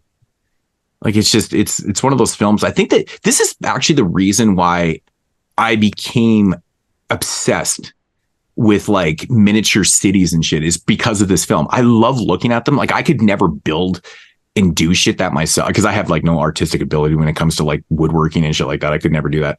But like, I love looking at those things, the scaled cities and miniatures and shit like that. And I think it's because of this movie. I think it's because of Upstairs in the Attic and what he'd built and shit. It's fucking cool, man. Yeah, and it's even like I remember watching this as a kid and like just loving that model and was like, yeah, so cool, dude. I just love the fact that like the way they do it, like they die and then they're told that they come back to the house and there's a book there's a manual for the dead and shit. And it creates this whole lore and stuff, and then they're told that they're actually in this house for 125 years and they got to do this and that. Even the creativity of when they try to leave the house, they're in a fucking like desert with these like sandworms is just fucking cool, dude. It's like this weird it's like this middle world that just only exists in death, because you can't, like, that's what it is, and the whole sandworm thing is an interesting idea, man. I always wanted like more of the sandworms and shit, but then I know, right? It feels like there's much more to explore with with that. And even like when they get to the they talk to their caseworker, like how that whole thing's set up, like you have a caseworker for when you're dead, and all the people in there, like the dude with the shrunken head, the hunter with the shrunken head, and then the native guy.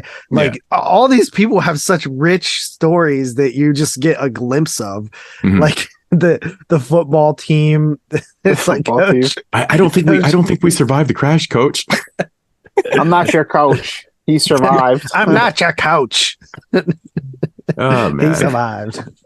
But there's there's so many memorable scenes in this film, like even with like the Deo shit, like with that song. Like, I mean, when I hear that, I just associate it with Beetlejuice. Oh, right, 100%, 100%, man. It's just like it instantly goes right back to that scene of Lydia like up in the air, and like it's just crazy. And I like the scene when the dinner scene. It was one that always ingrained in my mind too. But like when they're trying to scare them off and shit, and like with the shrimp coming, like basically the hands or the shrimp turn into the hands and they grab the face and shit. But that whole scare scene, like there's a lot of creativity done with the song and dance and just a lot of thought put into like almost every scene and shit. But I think really the big seller here is Michael Keaton as Beetlejuice. Like he creates this character Dude, he's so fucking funny, bro.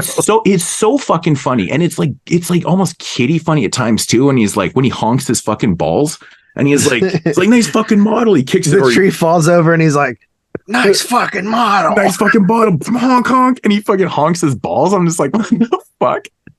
And he's such a creeper too, right? Because he's like, he's just like, and he's talks so fast and mumbles, and there's always like words that he sneaks in or jokes that he sneaks in. Yeah, that like it takes you a second to even realize what he said. Dude, he's so good in this film, man. He's like incredible. The one thing I like about Beetlejuice, man, is the actual design of him too. Like his crazy ass hair, and he's kind of like, it's almost like his head is rotting. Well, he's dead, right? But it's like he has moss, like from trees, like tree moss, like growing. He's been living on the ground, right? Yeah, but you're right though. The the scene where they first go into like the caseworker place and stuff, and they forgot their death manual and stuff because they were all naive. They didn't know what the fuck they were doing, shit like that. But the characters are so awesome, man. Like the what is it, like the stripper that's been cut in half and stuff, and then you got the shrunken head, and you got like all these.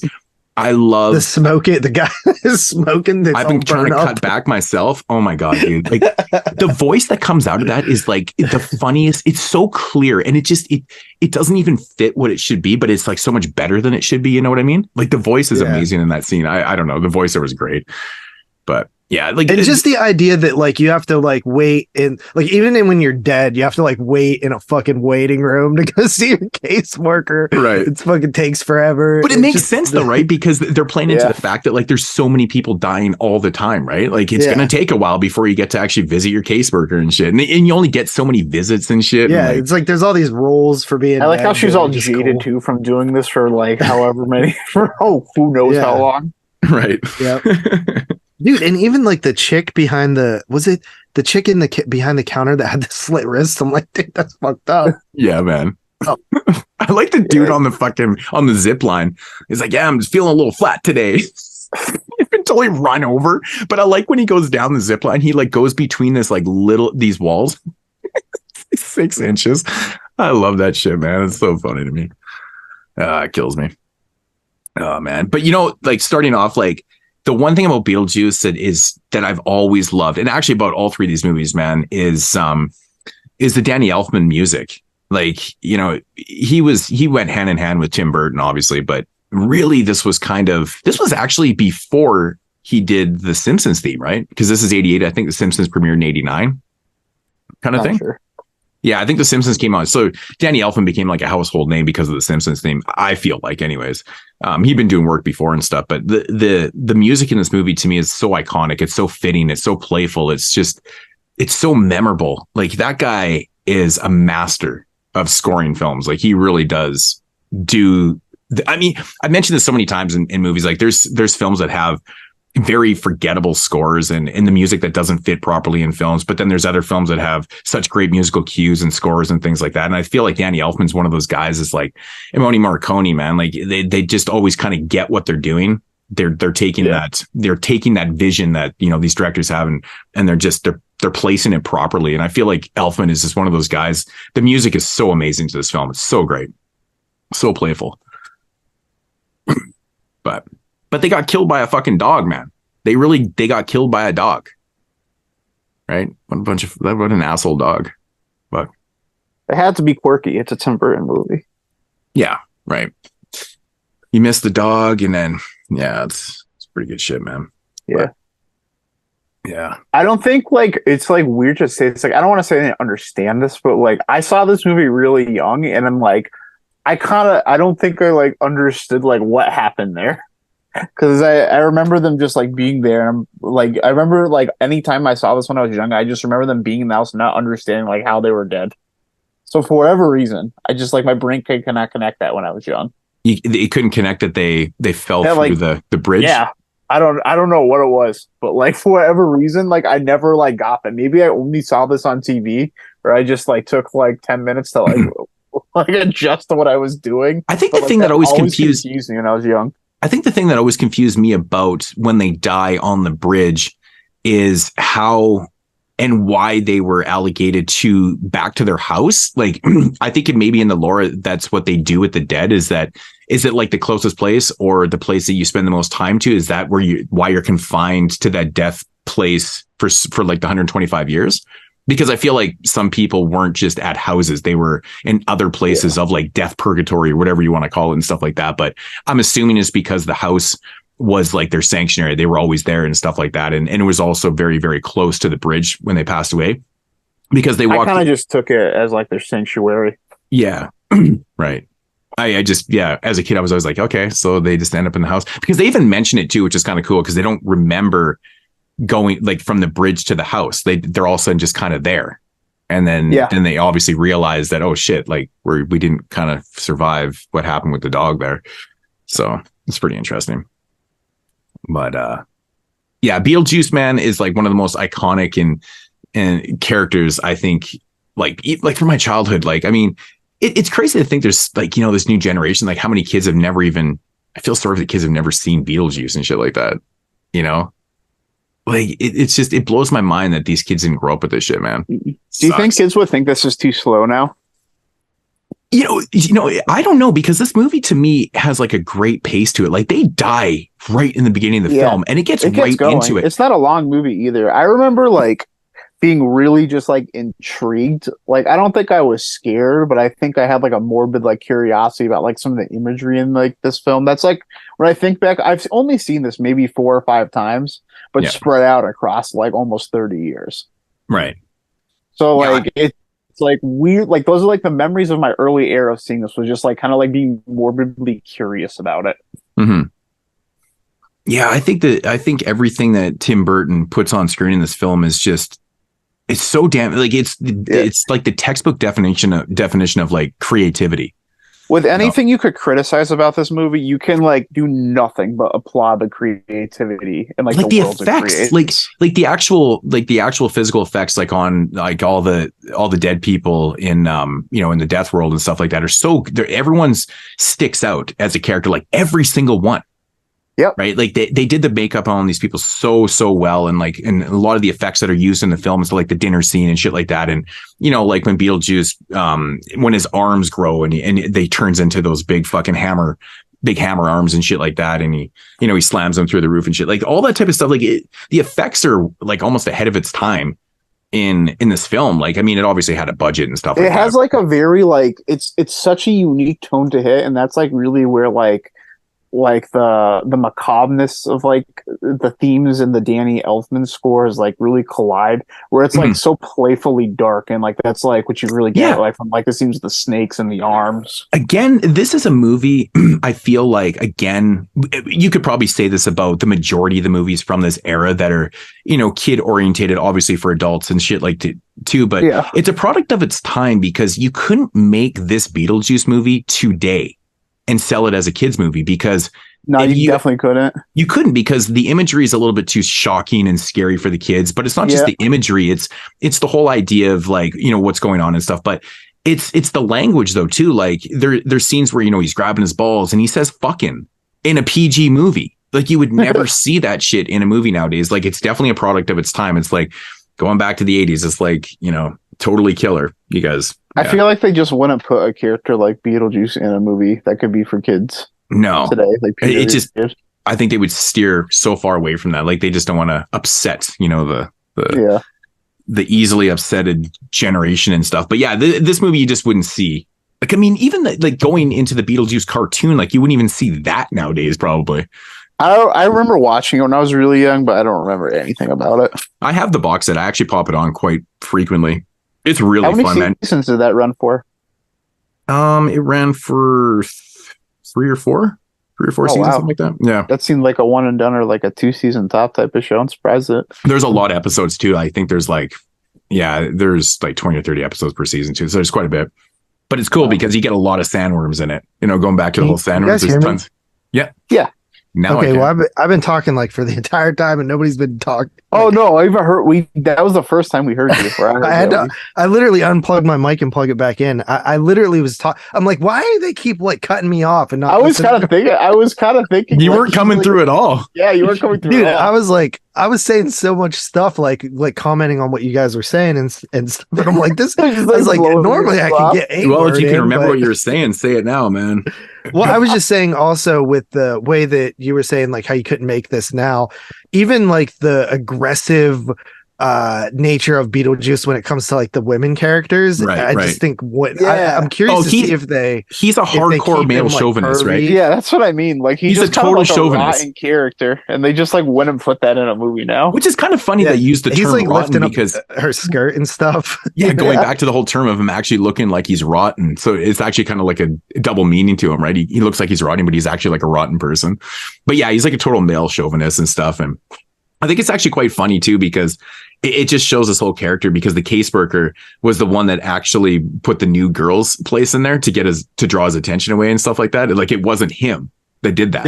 Yeah. But she knew him being the scumbag that he is, he'd be drawn to that and shit. And it's like this character is such a piece of shit, really. He's such a piece of shit. But I just love that he's just so self-absorbed. Like it's all about him, right? Everything is about Beetlejuice. He doesn't give a shit about anybody else. But, even going back to like, I always wondered like, with the whole Candyman thing, you say Candyman 5 times or whatever, and he comes out and blah, blah, blah. Like, was that not jacked from this, but that whole idea of, saying someone's name 3 times and giving birth to them in the real world or whatever? Well, it even predates Bloody Mary was first. Yeah, so you have like Bloody Mary. Oh, yeah, I guess the whole Bloody Mary. Yeah, right. Totally. It's an urban legend. It is an urban legend, right? I guess this is kind of a play on that Bloody Mary thing, right? With the Beetlejuice thing, right? Yeah, totally. I totally forgot about Bloody Mary. I like how, what the fuck am I talking about? The cool thing about Beetle, like, and this goes for like the entire movie, but there's so much stuff you don't know that you would like to know more about, but it keeps you wanting more. Like even Beetlejuice, right? Like he has a reputation of like he doesn't play well with others and stuff, and you're like what the hell did he like? You get a sense that they've been dealing with Beetlejuice for decades or something. Yeah, he got like ostracized in the death world, so like so it's like he became self-employed, and he's like became this self-absorbed like self-claimed exorcist of the living. Like I like that whole idea, the bioexorcist. I love the whole like reverse idea, right? Like you want to exorcise the demons out of the living, but like he wants to exorcise the living from the dead. I like that whole reverse psychology. It's such a unique and creative idea. It's awesome. It is, and the like he like even the way like that black and white stripe thing that he wears that he's known for in the cartoon, but like he just looks cool. And then when he turns into the snake, like. There's just so much creativity with like the design of everything, and even the house, like you slowly see it is like this nice like couple, and then like this over stimulated art, like modern art and that was a total play on the times in the 80s too, right? Because that shit was so over the top, right? It was so everything was like turning artsy, and I love how they took that idea of all these artsy fartsy people that were just taking shit to the next level and stuff. Like Otho, like this guy's like an interior designer and shit, but they redesigned the entire house to make it look like it was like 2030. Right? Yeah. And you slowly start seeing it change, and like in the kitchen, like after they settle in, but when they're doing the Deo segment dance thing, like the house, you're like, are they even in the same fucking house? I know. This is like, it's like all metal and like just sharp looking and just no color at all. Like they're just such upper class assholes. Like they're walking through the house with spray paint cans, spray painting walls. Like, yeah, we're changing this one. Yeah. Like been in it for 2 minutes. Like no respect. Like what are we gonna do with all this furniture? Just throw it out. Just get rid of it. And the dad just like wants peace and quiet. You kind of respect him a little bit. Yeah. He just deals with her. But we haven't even mentioned really Lydia. Yeah, I like the whole premise of Lydia and like how she can see the dead couple, Barbara and Adam, because she claims that she lives in like a dark world, right? And it allows her basically to almost live in that world that Adam and Barbara are living in, and that's how she sees them in the window in the beginning of the film, because like they're standing in the window and they're like, I think that little girl just saw us, and they're like, no, we're dead. Nobody can see us. And then she literally can see them. And then she's, she talks about how she lives in this dark world and stuff like that. And it's very simple. It's a very simple premise. It doesn't really have to be explained. It just works for what it is, because she's the character, right? Like she's got the dark hair and she's got the she's goth. She's like one of the first goths. Exactly. She's like a goth.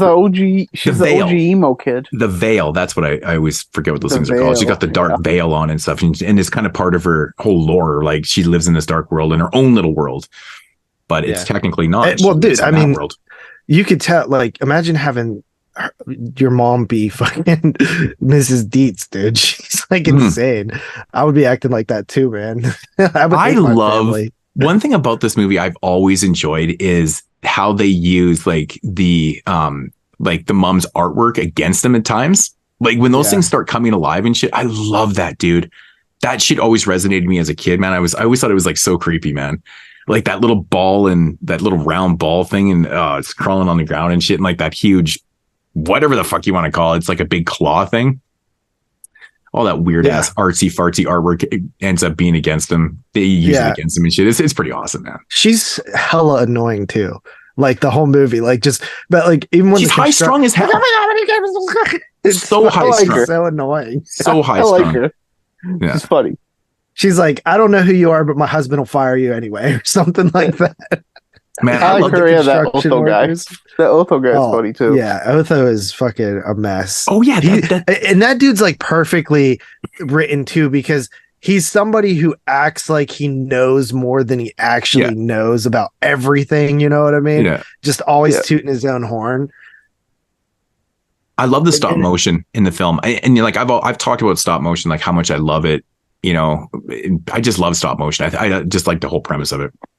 Yeah. Like the stop motion gives us some texture. I like it. Does, man. And I think they do such a good job with it, man. Like I'm such a huge Harryhausen fan. Like I love the stop motion idea. And I think it works so well in this film too, because I mean, there becomes points where you kind of had to go that route. There was no real CG and shit like that back in those days. So you kind of had to take that route and stuff. And I think they did a fantastic job. I'll take practical. Really, I was saying this like literally the other day, like to my girlfriend, like I will take practical stuff that somebody actually had to make and look like the real thing over computer generated stuff, like anytime. Absolutely. 100%. Absolutely. Like even though the effects when Barbara and Adam, remember when they're talking to the caseworker and like, well, how are you going to scare them? And then they transform their faces into like, deathly looking fucking creature faces, whatever. That's like the kind of imagery though that's like lives like rent free in my head, like since I was 4. I mean, clearly, like when Adam pulls his face out, like you can tell it's like all that motion, and it is what it is. But it's still, to me, it's got that charm that it's just so lovable. It's so likable. But the end result is the effects are amazing. They look awesome. Like they really, truly look pretty cool. Like and it's a neat idea too, that like it's a neat idea to explore with ghosts, right? Because we've only seen ghosts done like a certain way for all of cinema, and then this idea, it actually like takes a like practical like does like look at what like the other side of it, you know what I mean? Because you always see it from the human side who are in the house, but this is from the ghost side, and it's just neat. Yeah, it still cracks me up like how simple the idea is. Okay, we're reading the manual here, and it says if you're in distress and in need of some, draw a door. And Barbara's like rolling her eyes. Like literally, if you watch her in the scene, she's like rolling her, like, draw a door. Like that's ridiculous. Why would you just draw a door? Oh, and then Adam, he goes, oh, I forgot the door handle. He draws the door handle. And then it fucking opens into like, knock 3 times. Knock 3 times. And it opens up into like the death world, like this purgatory, whatever, like death purgatory. I don't know what you and then there's the room of lost souls or whatever, which is like what happens to dead people that die. It's like, oh shit. One of my favorite things, I'd probably say, besides the actual mini city or the mini town that he builds, like the model, I love that so much, and the designs of the characters in the waiting room and stuff, is the actual design of the hallway that they walk through to get to their case. Well, actually, they end up going back into the house, but like, you know, like that whole design of the checkered floor. Yeah. You ever look at it, like the way, like everything's all crooked.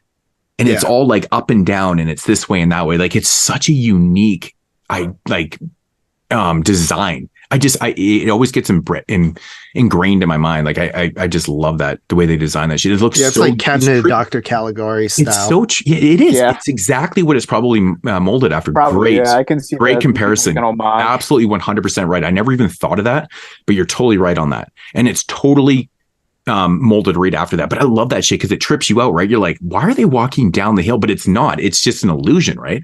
Yeah. It's so cool. I love that shit. And here's the lost souls, and here's this and that, and it's so cool. So rich. It just has so much interesting and that's why, like, I think that a sequel could be really cool to explore more of that stuff if it works, right? Mm-hmm. I'm a little nervous for it because so much time has passed, and I'm not sure if it's like, you know, if Burton's going to be able to recapture that magic. He's such an interesting filmmaker. You know, he has like his films, you know, like Edward Scissorhands, and then he has like Planet of the Apes, you know, like yeah, that Planet of the Apes I much movie. prefer his films. Yeah. Agreed. Yeah, Tim Burton is one of those dudes, man. Like he just he focuses he focuses on the things that I love, like aesthetics and, designs and things like that. Like the things that some people just kind of take for granted in films. But I really like watch that. You're right. Like this Beetlejuice is a great example of a film that's so rich. It has so much going on. If you look in the background of every scene, there's shit going on. And it's just like, it's one of those films where you could probably watch 50 times and not really see everything. You know what I mean? Because there's so much shit that's going on. That's what really is so inviting about watching a film like this. The rewatchability, the replay value of a film like this is so high. And I feel like that's with all of his films too. Like even like the Batman films and shit, right? Mm-hmm. Like I like the idea of like what he was doing with those and stuff. And he's just a visionary. But then, like he does such odd movies. Like, I mean, years later, he does Mars Attacks. Well, and Mars Attacks feels like a him movie, whereas like it feels like something like Charlie and the Chocolate Factory doesn't. And it feels like he would be a good choice for Charlie and the Chocolate Factory, just because like there's just so much craftsmanship, like you're saying, like the set designs and like there's just like he has a really like specific like auteur stamp and like a personality to his films, and that does like really seem like it could translate to Charlie and the Chocolate Factory. But I don't know what the disconnect was there. If he was just you're right. It does feel like a film that he would be. You know what it is, man? Just like, I think one of the biggest problems, like, is visually that movie looks pretty cool, and like as much as I love Johnny Depp, he's a great character actor. He does so many good characters, memorable characters. Obviously, Edward Scissorhands. He's just he's done so many. His version of like Willy Wonka like was so creepy and off-putting that it didn't work for me. There was something off about Depp's performance in that movie. It was like, it was almost like freaking me out in a bad way. It's hard to explain. It's really hard to pinpoint. I've talked about this before. I don't know what it is about his performance in that film, but I felt like he was having a nervous breakdown the last half of the movie. I feel like he was trying to do something so different than Gene Wilder's interpretation of Willy Wonka that he went so far to one way that it just like came off as like, dude, I feel fucking dirty after watching that, man. Like it's weird. I can never explain it what it is. It's just one of those weird performances where I'm just like, nope, doesn't work for me. Where I can go back to the Batman honestly movies. Don't like the movie. Like I like fucking Michael Keaton as Batman. I really do. And I think that it was kind of, I think it worked at the time too, because coming off his great performance in Beetlejuice, like why not recast him as Batman? I really like it. Yeah, he's great as Batman. And honestly, like Batman Returns is even like more Tim Burton-y. Well, it's because with Danny DeVito, dude, was like I always said that's one of my favorite casting ever. Because like I don't know how if I've mentioned on the show, but I'm like one of the biggest Danny DeVito fans ever. Like I think he is truly one of the funniest dudes ever to grace Hollywood. That guy is so fucking funny in everything, and he's so creative, and he's a great writer, and he's a really dark fucking director. Like he did Death to Smoochie. Like he directed that movie. I love that movie. Yeah, dude. So like he does such crazy off the wall shit. Like it's Always Sunny in Philadelphia. Like when he joined that show, dude, that became the funniest shit ever. He was the best. He's the fucking best thing about that show, man. Like Charlie's funny, but fuck me, man. If Danny DeVito is the funniest shit ever in that movie, so good, or in that TV show, it's so great.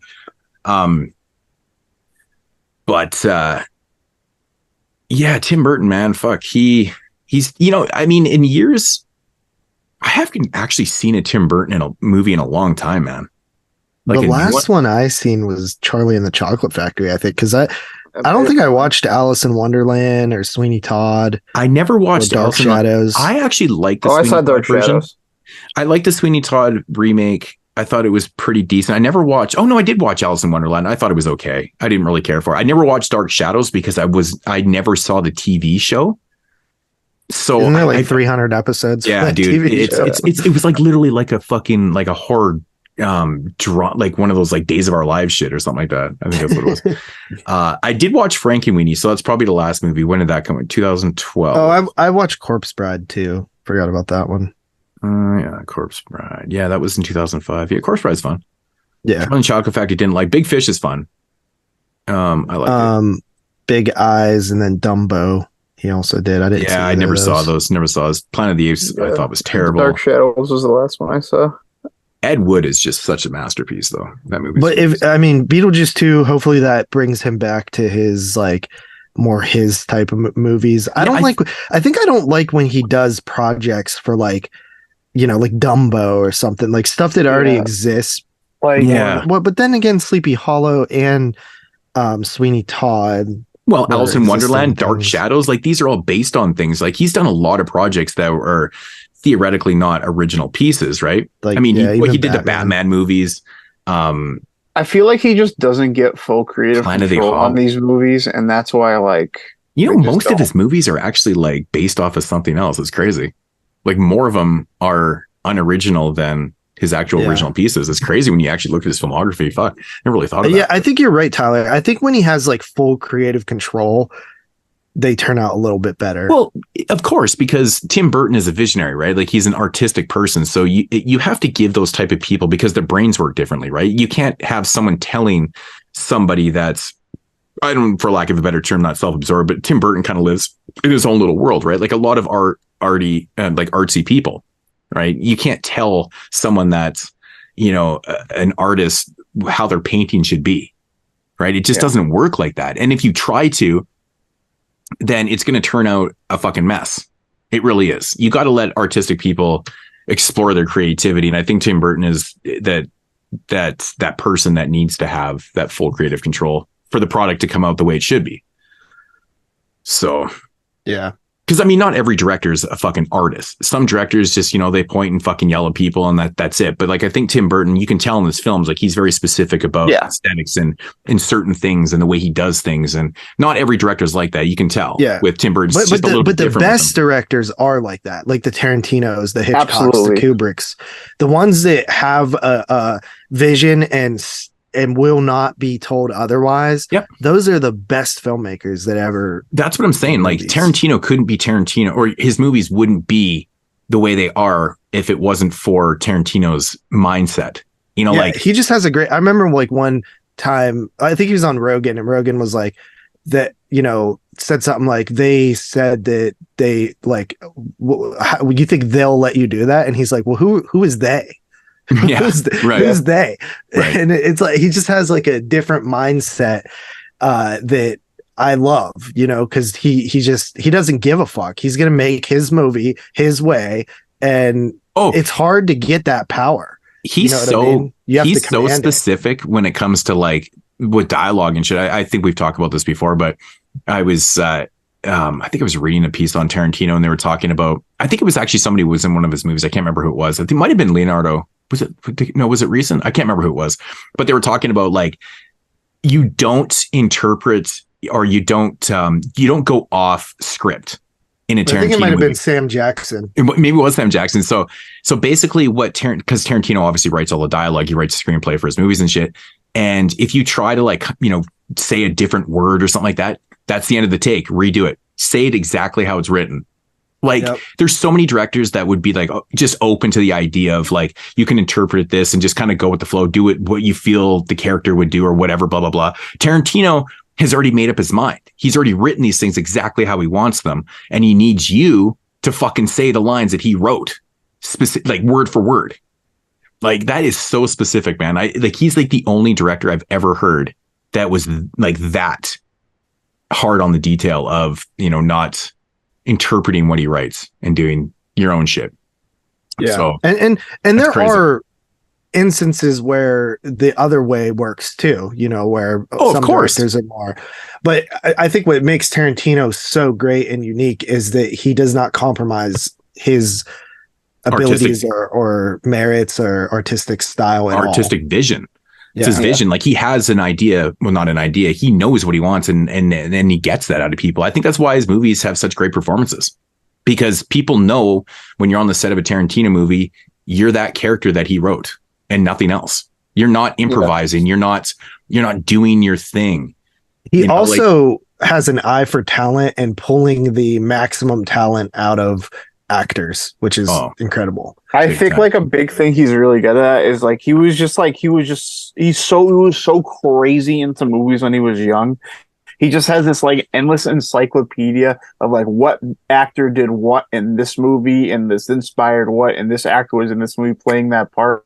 and I want that character in this movie, and he just finds that person. Well, I feel like he also hires a lot of people that Hollywood would determine is past their prime and gives them like second longevity. Well, he does cool shit like Forrester, like having Travolta. Yeah, Robert Forster, man, and fucking Jackie Brown's like I always talk about how much I love Robert Forster, man. He was like one of my favorites. I always loved that guy.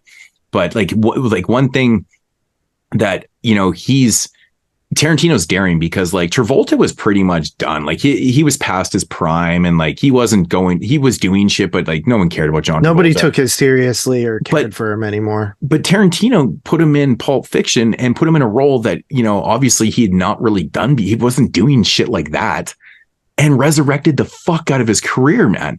Mm-hmm. Like, why would you take a chance on Saturday Night Fever fucking dancer and put him in this type of role? Like generally nobody would ever think to do that, take that chance. But Tarantino saw the talent. Like even you got like people think of Sam Jackson as being a big star his whole career, but when he did Pulp Fiction, he was in a ton of shit before this, but he was always in these minor, kind of side character roles and shit. He was in a ton of movies. Like he was even in Death Goodfellas. by Temptation. He was in Goodfellas. He was in Death by Temptation. Like he was in a ton of shit. Do the right thing. He was always in these small little roles, and then he gets this starring role and fucking knocks. Like Tarantino saw something in him, man. He's like, this guy can fucking do it. Like, he creates stars, and he brings brings people back. Like even Pam Grier, right? I mean, like what was Pam Grier doing when Jackie Brown came out? Pam Grier had just come off of doing Original Gangsters, actually. With you never seen Original Gangsters? Yeah, it's like, oh wow, crazy. So yeah, but then he did the thing like with Franco Nero. He put Franco Nero in the new Django movie. Franco Nero was Django. Like shit like that. Like you gotta have fucking Franco Nero in there. Like actually, speaking of Franco Nero, and going back to the intro when we were talking about the Pope's Exorcist, Franco Nero was the fucking Pope in that movie. Like, I don't know who did that casting, but that was brilliant because the Vatican, the Pope, that was in Italy. Like he's fucking Italian, right? So it made sense to have Franco Nero as the Pope. I was like, thank you. I actually really like this. It's like amazing casting. But probably nobody even caught on to that. They're like, who's Franco Nero? I don't Franco Nero. He was in John Wick 2. I remember that like made me really excited. He shows up in these things, man. It's crazy. Yeah, that was fucking cool. Yeah, it's pretty awesome. But yeah, Beetlejuice, man. What else do you guys gotta? I mean, really, we could just talk about the whole movie scene by scene. I mean, I feel like every scene in the film is memorable. Like there's nothing about this movie, but there's a lot of things you like, memorable sequences for sure. Yeah, it's such a perfectly paced movie. Like I said before, like they die in the beginning of the movie and they get right into it. They get right into all these characters. There's quite a bit of characters in the film, and everyone seems to have like nothing seems to be taken away from anything in the film too. Like everything kind of fits in perfect. It's written in perfect sequence. Fucking music, everything about this movie is perfect in my opinion. It's just such an iconic film. Mm-hmm. I can hear the music in my head right now. It's just like, yeah. It's amazing. Damn dog. But what are you guys' other thoughts on Beetlejuice? Got any stories of? No, I mean, I watched Beetlejuice growing up on VHS all the time, and I have it on 4K, and just a big fan, man. Yeah, it's going back to the whole Tarantino and casting and thing. Like this is a great example of casting so many. I mean, Alec Baldwin in 1988 was he a big name? I never really actually thought of it. I don't know what else he was in. Yeah, like in 1988 because he was like the skinny Alec Baldwin. Yeah, I didn't even realize that was him until like way later in life. It's amazing how those glasses totally like yeah, dude. It's the Superman effect, right? It's the Superman effect, I don't think I'd ever seen him like that young. I'm looking at like stuff I've seen him in, and yeah, like he had I haven't seen. I can't find like a good movie I've seen him. Oh, that even came after Beetlejuice. Yeah, like this is like the earliest movie I've seen him in. Yeah, you know what? This is his first starring role. Yeah, looking at his filmography right now, he did a bunch of TV shit. Like, he was in like a TV movie, a bunch of TV series and shit, just in the early 80s. He was in She's Having a Baby. Crazy. Obviously, as a minor role or something like that. I've seen that movie with Kevin Bacon. Yeah, so he was, to answer your question, no, he was not big at this time. No, so he wasn't. So, like, you know, was, again, good casting. It's good casting because he's good in the film. And I don't even know about Gina Davis. I mean, I'm assuming that she was in shit before this too, obviously. She was, what year did, well, she was in The Fly. So that's kind of big. Right. Right. 2 years prior to this. Yeah. Thelma and Louise was after this. Yeah. Was A League of Your Own after this? It was after this. That was 90s also. Yeah. But yeah, Catherine O'Hara, who was a pretty big name at the time, even in 1988. Yeah, she was. She had just. I think what was she in? Like she was in CTV and stuff like that, right? She was in After Hours the year before this, I think. Right. The Scorsese movie. So she was in. Well, Gina Davis was in Tootsie. So yeah, Gina Davis was a big actress. Yeah, right. Tootsie. Right. Oh, crazy! I forgot about that shit. Wow. Yeah, that was a big role for her. Yeah, see, I always knew her from like SCTV and shit like that.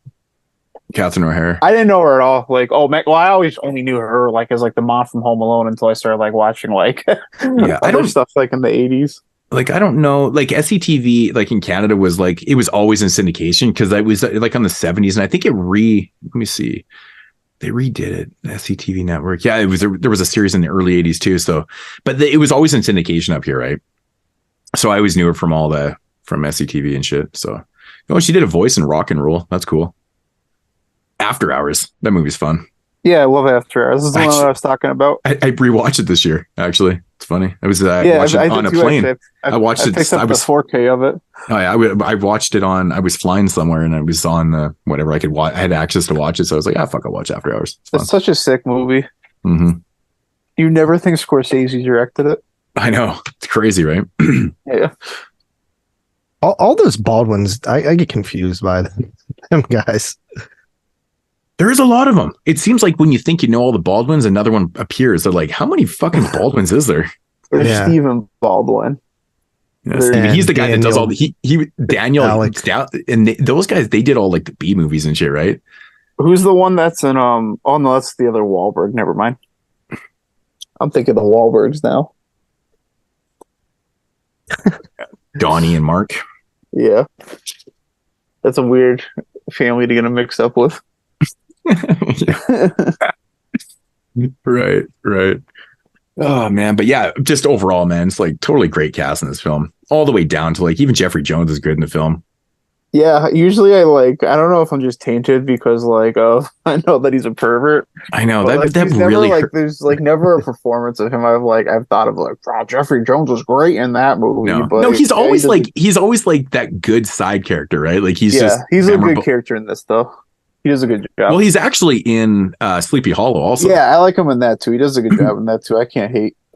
Which, is very typical of Tim Burton and these type of directors to have the same people in their films and shit. I think that makes for like better films, and that like helps them. Like that helps, like you, like we were talking about, like the most unique directors that don't really compromise their vision are the best ones. Like even if they're like toying with different genres of directors, you can still immediately tell it's like one of their movies, and like they're so much stronger when they just use like a lot of the same recurring cast because they're just building more chemistry every movie and like they can do better things together. Right. But I gotta say though, man, when the scene in the waiting room at the end of the film when Beetlejuice fucking steals dude, he's like, looks like I'm next. Yeah, I'm next. And he shrinks his head. I like when he asked, he was like, you do this work? That shrunken head thing definitely freaked me out when I was younger. Yeah, dude. The character with the shrunken, it's like the creepiest looking fucking thing ever, man. Yeah. Like his eyes are like so buggy. Freaks me out. And it's just the eyes that are moving, like the whole body is just still, and it's just these eyes that are moving. I'm like, that freaks me out. And then like when they like they try to scare it, when they like morph their face like in the claymation, that freaked me out too. Right. Yeah.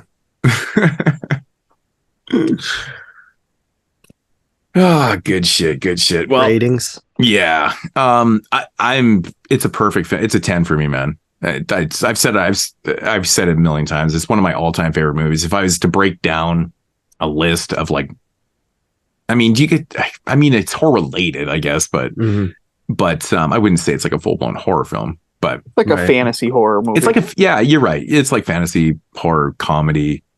It's got a bunch of different elements to it, but anyways, either way, if I was to make a favorite list of film, Beetlejuice is on there for me. It's one of my all-time favorite movies, and I feel like watching the cartoon now because I love the cartoon. So much I have fun. that box set too. Yeah, the Shout Factory. I when they announced that, dude, I was like fucking so giddy. That was probably one of the giddiest I've been from Shout Factory announcements ever. I couldn't believe it. I was like, really? Beetlejuice is fucking amazing. But they've actually released a lot of really good animated series on Shout Factory. So I actually have quite a few boxes that they've done. I've even got the Gem and the Rockers one. Okay. Me, I also am at a 10 on Beetlejuice. I just think it's actually a perfect movie. Yeah. Saucado? So yeah, I've seen it a bunch of times. It's not one of my favorites, but it's really hard to like criticize a whole lot about this movie, and it's just so overwhelmingly creative. I don't think it's a masterpiece or anything, but I think it's a great movie. I give it an 8.5. Nice. It makes the Hall of Fame with that, so I'm happy. Yeah, I guess so, right? Yeah, 28.5, right? Okay. Cool. All right, so that is Beetlejuice from 1988.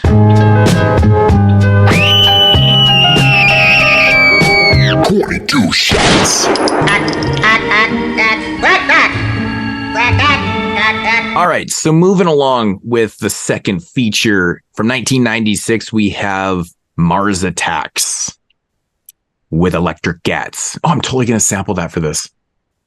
That A$AP Rock. That's awesome. That's amazing. But yeah, so Tim Burton's Mars Attacks in 1996. Did you watch this in prep for the 96 show? I did. I don't remember if I did or not. I probably did because I had like... You probably did because there wasn't a lot of shit to watch. Right. 96 at the time was like very slim pickings and shit. But yeah, I remember I actually bought the UK Blu-ray a while back. Not in prep for this or whatever, but I bought it and I had it still sealed. And so I like the artwork on the Blu-ray, but it was like $5. It was literally $5. But I had like the old snapper case DVD for this. That's how fucking old my DVD was. It was crazy. But Mars Attacks, man, Tim Burton's Mars Attacks, again scored by Danny Elfman. You know what makes this movie work, and I kind of mentioned it before, is the eclectic cast. I think if you do this movie with like a bunch of unknowns, it doesn't work, does it? No, not at all. I don't think it does. I think what sells this movie is just having all these highly familiar faces and very A-list actors in this film. Like this is jam-packed with fucking, A-list and well-known actors and stuff. And I think that's what really makes it work. And I think that's what makes the comedy work too, because like almost nobody lives in this movie. And we'll actually get to that at the end of the film too, but it's really funny like how Tim Burton's just like, okay, this is what we're doing. We're going to hire all these fucking big names and then we're just going to kill them all. I love that idea. That's like what I really love about this movie as an adult is like it's just a bunch of A-list actors and they just said like, you're all gonna play a ridiculously like uniquely quirky character and you can just do whatever the fuck you want and we're gonna have a good time. I know. I mean, you know that some of these guys were only on the set for like a day too. It's really funny. Yeah. I'll start with the quick little synopsis here. Earth is invaded by Martians with unbearable weapons and a cruel sense of humor. I guess that's kind of true. So like, I just, it's so funny to me. They're like, but why did the aliens attack? Because fuck it. They just said, fuck it. Exactly. There's literally no fucking reason for it. Like, I love the fact they come to Earth and then they pretend like they're going to be friends and they're just like, we're going to fucking shoot everybody. They noticed that we were on their planet and they were like, we're going to go like, who? Like, oh, okay. And so they went down to us. They're like, get the foot. Like, we're going to get them before they get us. I swear the first time I watched this was probably around the time it came out.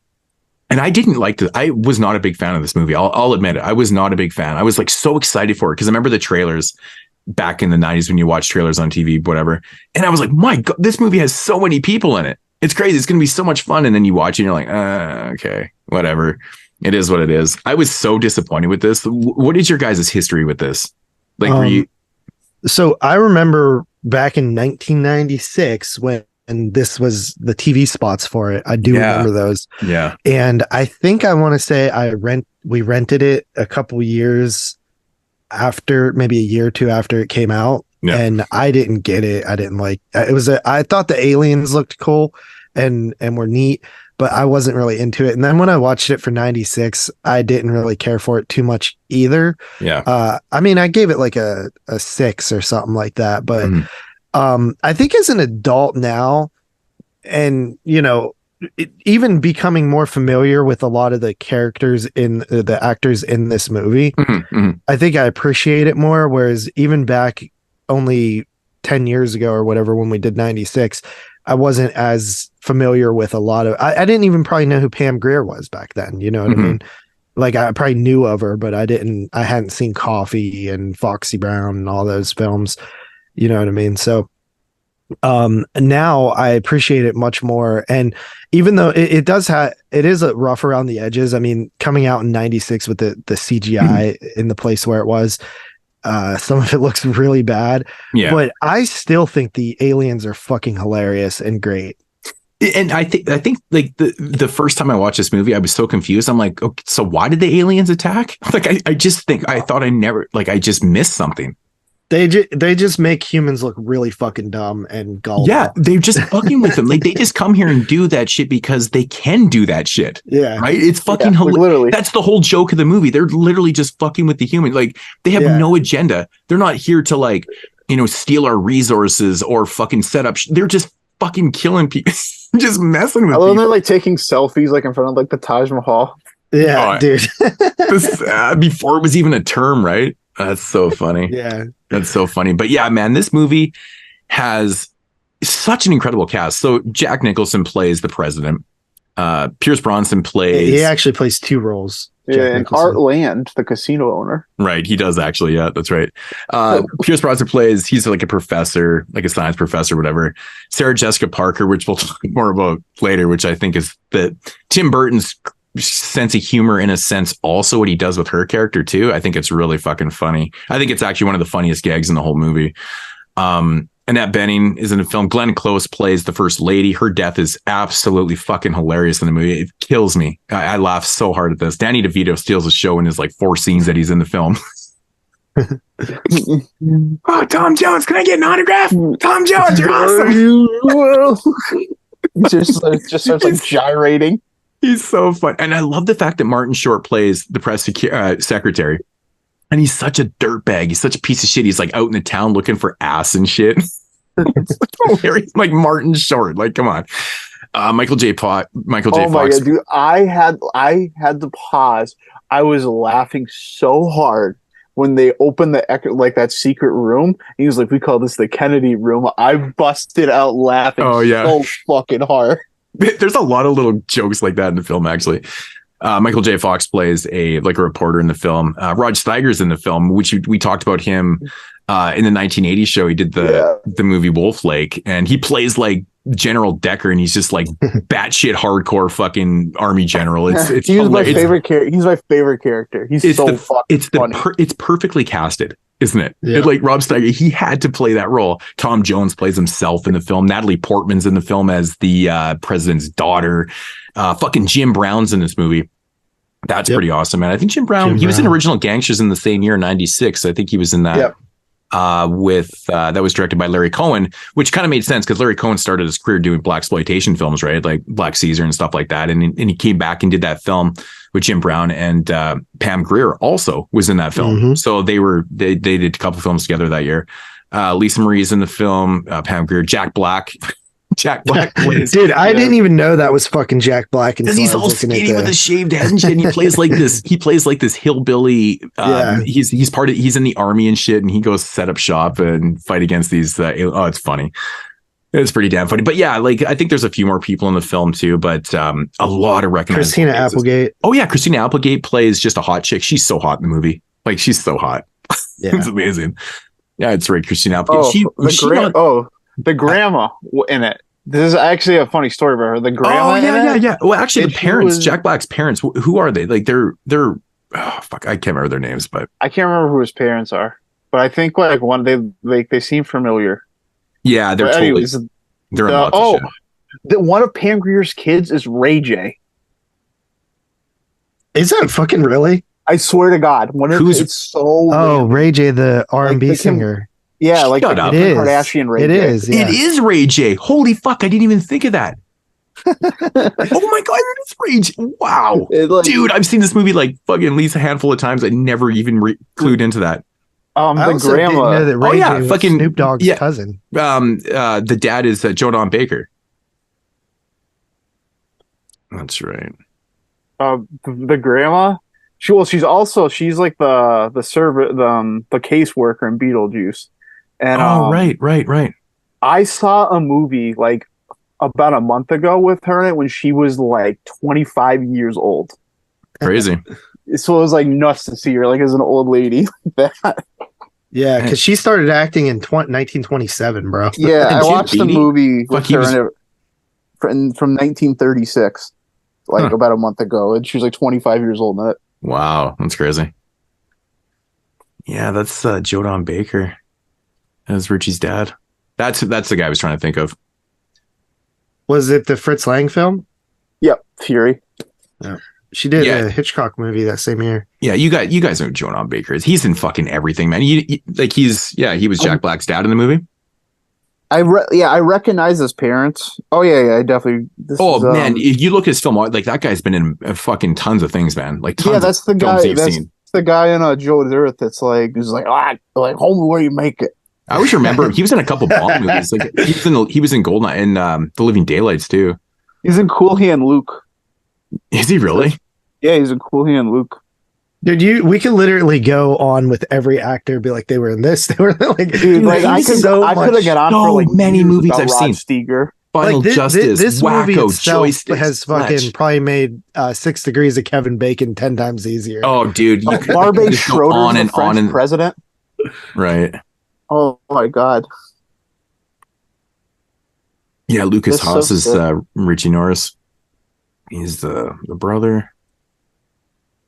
Yeah, it's crazy, man. But like the way, like some of these like Michael J. Fox's character, like he fucking dies off pretty quick and shit is pretty funny. But man, when Jack Black gets killed, man, I bust out every single time in that scene. I surrender, and he fucking just zaps him. I love that they just when they get shot, they just literally fucking like disintegrate. Yeah, it's cool, man. Did you know that this movie was based on trading cards? No, yeah, I read that. And I was like, I have no idea what that even means. Yeah, there was these trading cards called Mars Attacks in the 1960s. That basically were just like trading cards of like Mars and like spaceships like destroying the Earth and shit. And if you look up the Mars Attacks cards, the aliens look the same. Really? That's so sick. I think I've seen the cards and like you just kind of like struck that from the crevices of my memory. Because I can like picture the cards in my head. Oh fuck! I love when fucking Glenn Close gets killed, man, by the chandelier. What president did they say that was? It was like the Nixon chandelier or something. I don't know. Oh, it was the Nancy. Nancy Reagan chandelier. Yeah, and then she was like, we might they're not having them over. It was like we have to do this type of thing. And she's like, they're not eating on the damn beer in China. Right. Yeah. And I like when the Jack Black's family is like just thinks that the like aliens are like just like fucking pussies. Right. It's just it makes fun of like that type of American so much, and it's funny. Yeah. It's very self-deprecating in terms of like the American culture and stuff. Everybody's like just over the top and it's ridiculous. Like just a relentless satire. Yeah. Oh, it's just constant, man. It's constant. Even like with the Mount Rushmore scene where they changed it to the alien face, like, oh, we can just do this. We can just change this up. It's like fuck, it's hilarious. I like that the way they used the Godzilla sample in the film too. That was pretty cool. That was pretty neat. I was like the perfect age when this came out. Like I saw it like right when it came out on video, and like it was the perfect come out where like I thought it was hilarious, but it was like almost a little scary that we wanted to keep watching it. That I probably watched this like 15 times and like showed it to everyone as a kid. I remember I even showed this to like my grandma when I would have been like 6 years old, and she thought it was hilarious. I also like the look of the movie, like the like desert and like it just I don't know, it looks cool. It just feels like to me, it felt like Tim Burton was like, I want to make a big budget satire like play on like 50s B movies, and we're gonna have just like that's what it is. That's what the desert. It feels like the 50s. It does feel like the 50s, and it just it's like this is just big budget, like big very self-aware satire of that, and that's just like what it's like. It really does feel like Tim Burton's vision. It's like this movie's super self-aware. It's like it's super funny. It just makes fun of like all these American archetypes. Like I love that Rod Steiger is just being like the war-hungry general that just like is a first answer. Just nuke them. Well, I just feel like that's that's all part of it, though. It's like the aliens like is almost like it's like a metaphor for the Americans themselves. Like, the Americans sometimes feel like they can just go into places and and just start shit, like like the whole Vietnam thing, right? Yeah, it's like basically that's what's happening to us, right? And the aliens are like they're like the metaphor for the Americans. They're just going. It really kind of shows itself in the montage when they're going around the world just doing whatever the fuck they want to do and shit. They're just like blowing up shit and laughing at this and doing this and shit. I'm just like, oh my god, the aliens are the Americans. It's so funny. And the voices are hilarious with the aliens. Oh, it's so funny. It's so funny, man. But I still think I love how they have a fucking translator for that. I'm like, we come in peace. And everybody's like, oh, I love how they emphasize that to become in peace. I'm like, you're right. Yeah, fucking for coming in peace. But I still think the funniest joke in the film, man. So back in the 90s, man, there used to be this thing with Sarah Jessica Parker that like her face looks like a fucking dog. Like she's got like a dog face. And the fact that Tim Burton put her fucking head on a dog body, to this day, I still think it's like one of the meanest, funniest jokes I've ever seen. Do you think there's like there's some possibility that she didn't understand it was like a dig at her?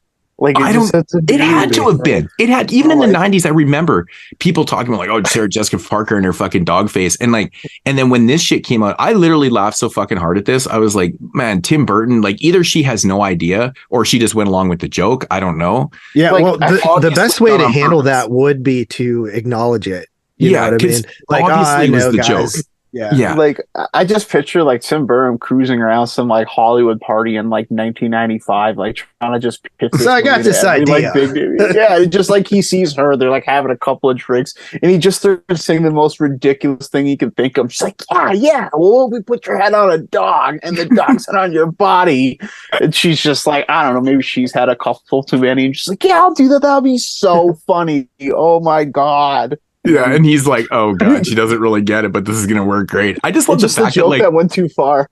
Yeah, I feel like this movie didn't come out at a time where people understood or appreciated what it was doing. Right. Oh yeah, I think this movie aged well. Yeah, besides the CG. Yeah, some of the CG is whatever, but that almost works to its charm to me because it's like supposed to be a play on these like 50s movies. That is true. That like look like shit now. And they looked like shit in the 90s. Yeah.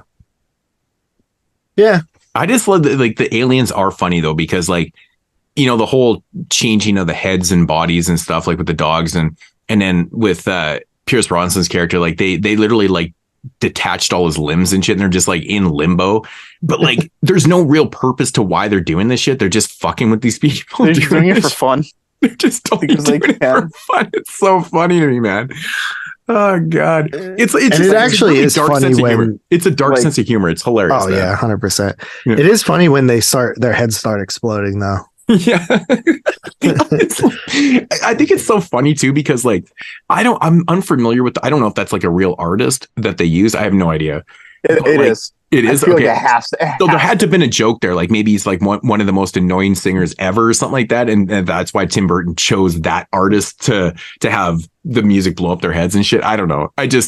If it had been something funny like Frank Sinatra, I would have been like, that's so funny because everyone loves Frank Sinatra. But the aliens, Frank Sinatra would have actually been great. If it would have been funny because people love it, but the aliens can't stand Frank Sinatra's music. Like that would. Plus, been it's such like a strong voice that it would make sense. You know what I mean? Yeah. Ah, fuck, that's hilarious, man. Oh shit! Thanksgiving TV spots are on that. It's too bad that they didn't use the Tom Jones music because they had him in the film. It would have been awesome if it was him and you know, the song that he has to sing 10 million times in his fucking career to blow up the aliens' heads, man, because they had Tom Jones, right? Which makes complete sense because, you know, it's Vegas, right? So I just love it. Like Tom Jones just showed up to like just like be the butt end of a joke and then to fly the plane. yeah, and he actually survives, which actually kind of brings me to the other joke that I've caught on to this before too. It's like, you know, going back into the day, like the running joke was always like the black people always die in the movies. They always die first in the movies and shit like that. I'm like, out of all these major A-list actors and shit, the two people that actually survived this film are Jim Brown and fucking Pam Grier. And Ray J. That's awesome. And Ray J, yeah. But the whole black family survives the film. It's like, that's proving that theory right there, man. Come on. But no, it's awesome. When Jim Brown walks up to the door and like squashes the alien's head at the end, like that is like chef's kiss. Right. Yeah, that's pretty awesome. Yeah, it's a silly fucking, it's just an entertaining watch. It rips by though, man. Like I was watching, all of a sudden I was like, holy shit, that thing's already done. Yeah. Crazy. It totally rips by. I think it's because you're just waiting for the next big celebrity to die. Like when they kill fucking Jack Nicholson at the end. I remember actually thinking like when the aliens were showing up, like that first encounter, thinking like, wow, this movie gets right into it. And I checked the runtime and it was like 38 minutes. It's like, holy shit. Right. Because we're already this far in. It's because they have to introduce so many fucking characters in this movie. Like all the intros are good. So it's fun. And you just don't, it doesn't bother you. Right. Yeah, Rod's actually Rod Steiger, his death is really funny though. Yeah, it's perfect. Yeah. He gets shrunk down because that's what he needed to have happen, right? Because he was too big. He had too big of a head. He was too crazy, man. That's pretty awesome. I can't believe we got to talk about that guy twice in like last two shows. It's hilarious. Rod Steiger, a man known for his horror films. He's in a lot of like random late career stuff. He's like one of those guys that just refused to stop acting. Right. So he's in like a ton of random stuff from the 80s. He's on one of the old people in American Gothic. Yeah. That was one thing I had a chuckle when I saw him in. I was like, man, Rod Steiger will do anything for a buck in the 80s. Right. Oh, fuck. American Gothic still has one of the funniest death scenes I've ever seen in a movie, man. When they're fucking swinging on the swing and all of a sudden it's like, wee! Over the cliff. Kills me every time, man. Fuck, it would have been the most perfect thing if they showed the dummy death at the bottom. That would have been so I love a dummy death. Oh, God. It's my favorite. It adds like half a star to like any movie that has a good dummy death. Oh, man. I live for the dummy deaths, man. They fucking kill me. So funny. Oh, well, Mars Attacks. I don't really know what else to say about it, to be honest. I think that's about it. Yeah. It's fun. It's got some memorable sequences, but it's just a joke. It's basically just like a rotating joke that wraps itself up. It's not perfect. No. It's a little wonky, but it's really self-aware. It's a lot of fun. I think it's underappreciated. I wonder if there's any factoids on like who they tried to get for the film and who turned it down, and that's why they have this casting. Yeah, like you know that these were probably not everyone. Yeah, there's no way like everyone they asked was just like. There's definitely somebody at one of those Hollywood parties that was like, "You're drunk, Tim." Yeah. Yeah, like it's awesome. I guess it'd be my turn first. Yeah, sure. This one. Yeah, go ahead. I like it more than I did. I'm giving it a 7 out of 10. Saucado. This is a pretty nostalgic movie for me. It's something that I'm happy to watch for every couple of years. This movie I definitely like, but I can acknowledge like that I'm pretty biased to it, and it's not a perfect movie, but I'm also at a 7 out of 10. Yeah, I'm actually at the same thing, 7 out of 10. I think it's like a perfect score for it. Yeah, nice. It's nothing mind blowing. It's not terrible or nothing, but it's just entertaining. I think it's a step above just good though. Yeah, I think I would going forward. I will probably watch this more often than I would have thought I would have going into it because it is a fun movie. Yeah, I agree. This is probably my first time in like 4 years watching it, and that was the first time in a long time I had watched it though. But, you know, like I said, though, man, going back to the cast in this film, like what really sells it for me is the cast because, you know, there's so many people in here that I love to watch. Like I love Jack. I love Michael J. Fox is like one of my all time favorites. even though he's not in the movie that long. But there's so many people in the film that I love to see. Like I'm a huge Jim Brown fan. I love Pam Grier. Like I love seeing these people on the screen. It's so entertaining to me, and it's a good 90 minutes. You know, you need to waste 90 minutes of your life. Watch Mars Attacks, man. It's fun. Yep. All right. So yeah, that's Mars Attacks from 1996. Murder! The Horseman's killed again! The assassin is a man of flesh and blood, and I will discover him. All right. So getting into the third and final feature here from 1999, we have Sleepy Hollow, starring Johnny Depp, Christina Ricci, Michael Gambon. It's crazy, man. This cast. Casper Van Dien, Jeffrey Jones, Ian McDermott, Richard Griffins, like Christopher Walken.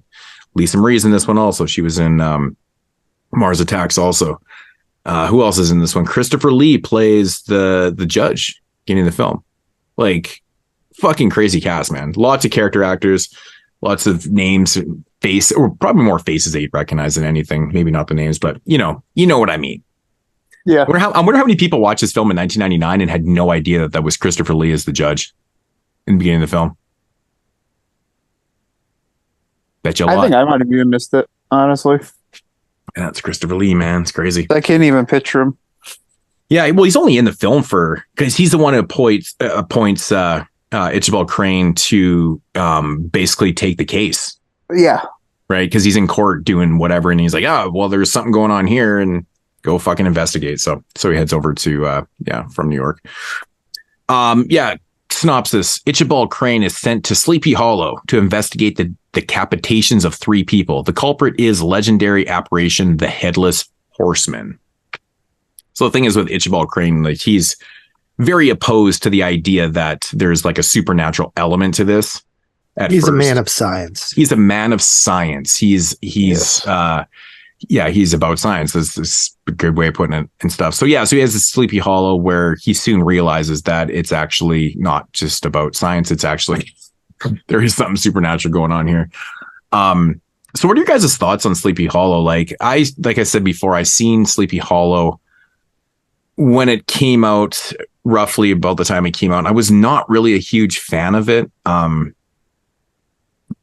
I can't remember exactly why I wasn't like overly a huge fan of it. I think it's probably because I felt like even back in those days, I think I felt like it was a little bit too long, and I felt like it was a little bit almost convoluted with all the what you want to say twists and turns within the narrative and stuff. It's not as straightforward as you think it would be. Like you look at a film like Sleepy Hollow, you got this apparition, this headless horseman lopping off heads and shit. Like it's more of a revenge film you think it is, but it's actually not. It's more of a greed film.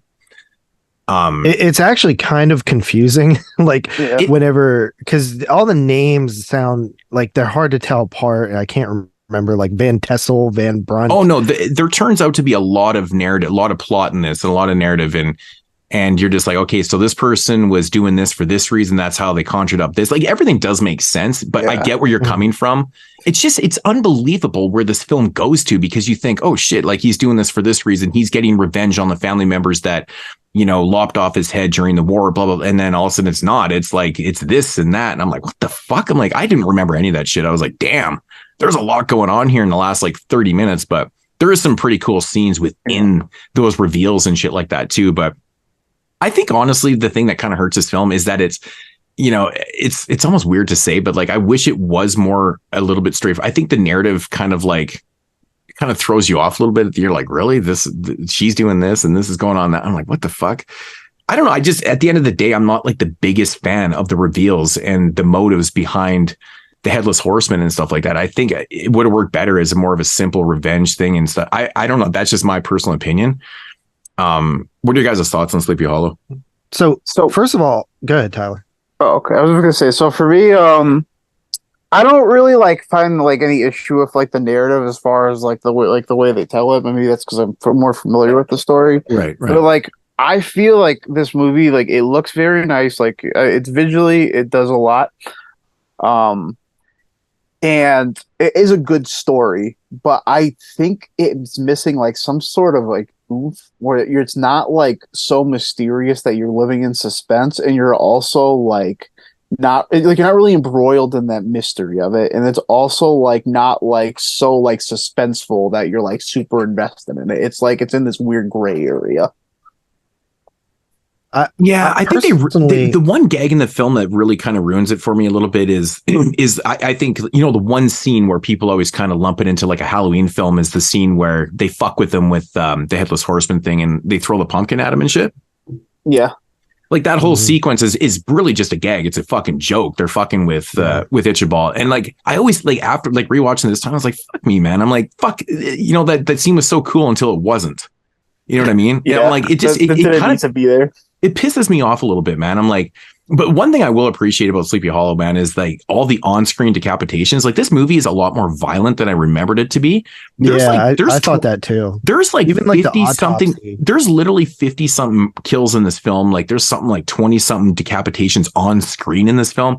Yeah, you're right. Like the autopsy scene, like it gets pretty bloody and gruesome. And there's a lot of violence right from the start of this film into the backstory with the Christopher Walken character and to read to the end, which I think one of the coolest kills of the film is actually when here we go with the names. God damn, Baltus. When Baltus gets fucking staked in the house and he gets dragged through the fucking cemetery at the end there by the Headless Horseman. That shit's fucking bananas on. That's the coolest scene in the film for myself. I was like, wow, that's fucking gnarly. That's pretty damn cool. And actually the other scene that sticks out to me is the scene where the Headless Horseman cuts off the head of one of the dudes. I can't remember his fucking name. Here we go. We're going to be all confused with the names. But anyways, it doesn't matter. His head rolls in between Johnny Depp's legs, and then the horseman, he bucks around and he stabs it in the head and takes off and shit. I like that scene too. It's kind of cool. That's a good. So those two scenes kind of stick out to me, but I think one of the other strong points of the film is actually like the look and the vibes, like the atmosphere, and the period piece aesthetic is really good too. Everything feels, you know, time appropriate. And I actually think that the Headless Horseman himself actually is like pretty well done. Like it's very well done. Yeah. Like it moves great, you know, and it's actually kind of scary at times. And then also like even the climax of the movie, like on top of the carriage and the fighting with the horsemen and all that, I think that's very enjoyable parts of the movie too. I think that I think the one thing that is a bit tough for me is some of the like characters. I just can't remember who's who and what, especially like the wealthy, like, you know, people that are running the town and shit like that. Yeah, I can see they why all kind of just be. blend together for me, and I'm like, I can't remember who's who, and you know, they all look kind of the same. Yeah, that's like the Van Tassels and stuff. Which Christina Ricci was the daughter of the Van Tassels, right? Yeah, and then she has a relationship with Johnny Depp, which is gaggable in the film. I think it's the most god-awful. I think it's terribly done. It's so cringeworthy, dude. It's so bad, and it doesn't even make like Christina Ricci's like. She's like a fucking teenager in the film, man. Like, and Johnny Depp is like a fucking, you know, like he's a detective, whatever they want to call him back in the day. It's got to be like twice her age. It's almost like inspector. Like it's almost like a creepy thing. Like she's too young for him. In the narrative, like it's just I don't know, but it didn't even like make sense. Not in 17. It doesn't make sense. And then even when like they have the falling out and stuff, and like she's like, oh, blah blah, and then she's like, this doesn't even make any fucking sense. Yeah, this is. Stupid. Like it was so like the whole part of the narrative was so poorly done in the film. I'm like, God, it was like Christina Ricci's character didn't even need to be in the film. Like, there's no point to having her in the movie. Like, it adds nothing to the narrative at all. So it's handled really poorly. Like, yeah. And actually, the other thing that really bugs me about this film too is here I'm just shitting on it. I don't actually just like totally hate this movie or nothing, but there's just certain things like I don't like the whole Johnny Depp character in general. Like I think he's kind of a fucking pussy and he's awkward and he's like naive, but he's kind of like he's headstrong, but he's naive at the same time. But and it's shown through flashbacks with his mom and stuff like that. And I feel like every time he has one of these flashbacks, it fucking completely takes me out of the movie every single time. I didn't like those either. Those were also like my complaints. There's so many of them. And I feel like It's trying to explain why his character is the way it is. Like, he's kind of awkward. Like, he's an awkward character. Like, he's smart, but he's naive at the same time. Like, I don't know what it is about this character, but I feel like he just bugs me the entire movie. It's weird. But yeah, like the flashbacks and shit are especially something that takes me out of the movie. And it's like, oh my God, man. Oh, I do have to mention. So I watched I think it's the 20th anniversary Blu-ray of this, and it looks fucking terrible. Like, I swear, and looked really good. Oh man, dude, I swear it's just an upkeep from the DVD. I think it's just like an upkeep from the DVD or something like that, because it looks so bad. Like, I popped in the Blu-ray. I'm like, did I put in the DVD? And I'm like, wait a minute, it's not even a combo pack. It was the Blu-ray. I'm like, oh my God, it looks really bad. Like, I love the aesthetic of this film. JP, you mentioned the aesthetic, like, you know, the period piece. It looks really well done. Like the costumes, the hair, the buildings, the grounds, everything. Like, and it's got like this kind of like almost black and white chromed out look to the film. It's got like a very washed out gray color palette, and it's like the palette it's very soothing to what the film is, because it's such a dark film. So why not have that type of dark palette to it? It kind of makes sense. I read that they spent 1.3 million on the set. I believe it. That doesn't surprise me at all. I believe it. The set is pristine. That's what you hired Tim Burton for, and honestly, like, that's what like keeps this movie, I think, for me, like being like a movie that's at least like, you know, a decent movie, like, because it's just so visually nice. Yeah, man, that's my favorite thing about this movie, man. There's two things that I love about this movie. Like, there's a couple kills. I think the Headless Horseman is done very, very well. The aesthetic of the film, the casting for the most part is pretty good. But the most interesting thing to me about the movie is the Christopher Walken character, like the backstory. Like, I would rather watch that movie than watch this. I think that's like the best part. Like when he's telling the story of when we get the visual of him getting killed and such. Like right at the beginning, that's the highlight scene. I just love it that he was like, you know, he's sent to do a job, but he was just like there for blood. Like he's just no fucks. Like this guy is just straight carnage, man. Exactly. He didn't give a fuck what he was saying. He just wanted to kill. And I love that story. Like that's so mean spirited and so awesome. Like it's gnarly because this guy's literally lopping heads off, man. It's crazy. Yeah, and Walken has a cool look too. Yeah. I cannot believe that they got Christopher Walken to do that role, man. Like it's just so crazy to me, man. Like that's another guy that'll do anything for $1 in this day. It's so bizarre. Like it's such a crazy role for him to do it. Like it's fucking nuts, man. It's nuts. But yeah, like overall, this movie has an insane cast. It's crazy. Just like Mars Attacks. Like it's nuts. And I guess in theory, like Beetlejuice, looking back on the cast now, it's like it's crazy. Like all Tim Burton's movies seem to have really gnarly Beetlejuice cast. Looks like it was probably honestly made for like a modest budget. This one had a fucking like $100 million budget. Oh, I could see that big time. Yeah. Yeah. You could see and then like Edward Scissorhands is probably like the step up from Beetlejuice and like the next step in his budget. Right. Yeah. Yeah. I think the violence is it. I think if you had typically a film like this would be neutered, right? It wouldn't have like a lot of violence. I think if you did dumb it down, I think it would be like not a good movie. I think the violence is what saves it, man. Yeah. It really does. Like, the violence is good. I mean, this movie, I think honestly, it runs a little bit too long. Like it almost runs close to 2 hours. I think they probably could have trimmed this down a little bit, but there is a lot of violence, and like it was shocking because, like I said, I hadn't seen the movie in probably over 20 years, and I was kind of taken back by like how many on-screen decapitations there was, and just blood and gore, and I was like, this is crazy, man. Like I just didn't remember it like that. You know what I mean? And it was just shocking for like a big kind of like Hollywood film to, you know, be doing something like this in the late 90s. I guess it still was the 90s. I mean, shit was kind of different back then, but yeah, like I mean, the violence, man. If you dumb this down, like made it by today's standards, fuck. I don't know. I shouldn't even say today's standards. I mean, there's shit like Terrifier is getting theatrical releases, and that's just bananas to me. Like that is fucking mind blowing. Like that shit's in the theater. It's so violent, so gory, man. Yeah.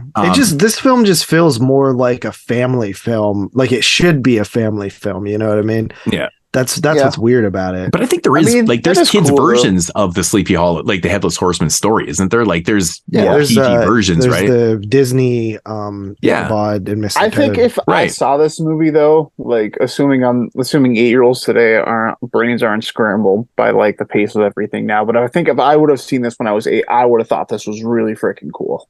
And this seems like a really good movie you could adults could watch with like their 8-year-old and they could both appreciate different things about it. Yeah, I was 19 when this movie came out and I saw it then and I was like, I was like 15. Shrugged my shoulders a little bit. I mean, like I said, I didn't hate it or nothing. I think I was even taken back a little bit. No, you were like 8. I was like 15 when I saw it for the first time. I was like, wait a minute. Yeah, I saw it when I was like a sophomore in high school, I remember. Yeah. Was this movie like a big success? Like, did it do well in the box office? Did 200 million. Wow. So yeah, pretty much. Probably. But I think everything that had Johnny Depp in it at the time was just murdering the box office, though. Like, I think if this movie didn't have Johnny Depp in it, I bet you it wouldn't have done as well. That's just my theory. Yeah, I think Johnny Depp was selling tickets regardless of what he was in. It's like, there's always those generational actors and those time actors and stuff where it doesn't matter what they're in, they're just selling tickets. Yeah. Yeah, dude. He's he was pretty popular around this time. Dude, huge. Like, you figure Edward Scissorhands made him a megastar. I can think of so many insane movies he was in the 90s. Like Edward Scissorhands made him a fucking... Holy shit, you know what I just realized? What? Johnny Depp worked with fucking Vincent Price and Christopher Lee. Holy fuck. Yeah. That's mind-blowing. Because Christopher Lee was in this and Vincent Price was in which was his last movie, was in Edward Scissorhands. That's such a good role to go out on. Crazy, dude. Like, yeah, but that movie made him a megastar. Like, he was in a lot of shit, but like, fuck, man, that movie just put him into stratosphere, man. So, yeah. Mm-hmm. But yeah, that's actually pretty cool. That's a nice little trivia question. I don't know how you word it, but I'd never thought of that until right now. It's crazy. Well, you think of like Vincent Price for us and like Christopher Lee, you don't think of them in the 90s. Right. You just don't. Right. I think of them as like, the 50s, 60s and 70s and, shit like that. And all the shit they did. Obviously, Christopher Lee had almost like a second career, even in the 2000s. It's crazy. Like so many people from that generation know him from the Lord of the Ring movies, and that's it. Like Star Wars. Star Wars. Like, they don't know him as fucking Dracula or this career that he had before. It's pretty interesting.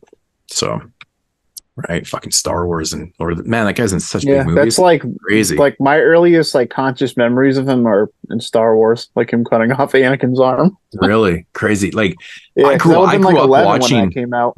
Yeah, see, I grew up watching a lot of the Hammer films and stuff, right? So I knew Christopher Lee quite well from Scars of Dracula and shit like Dracula. Like, those movies I watched so many times.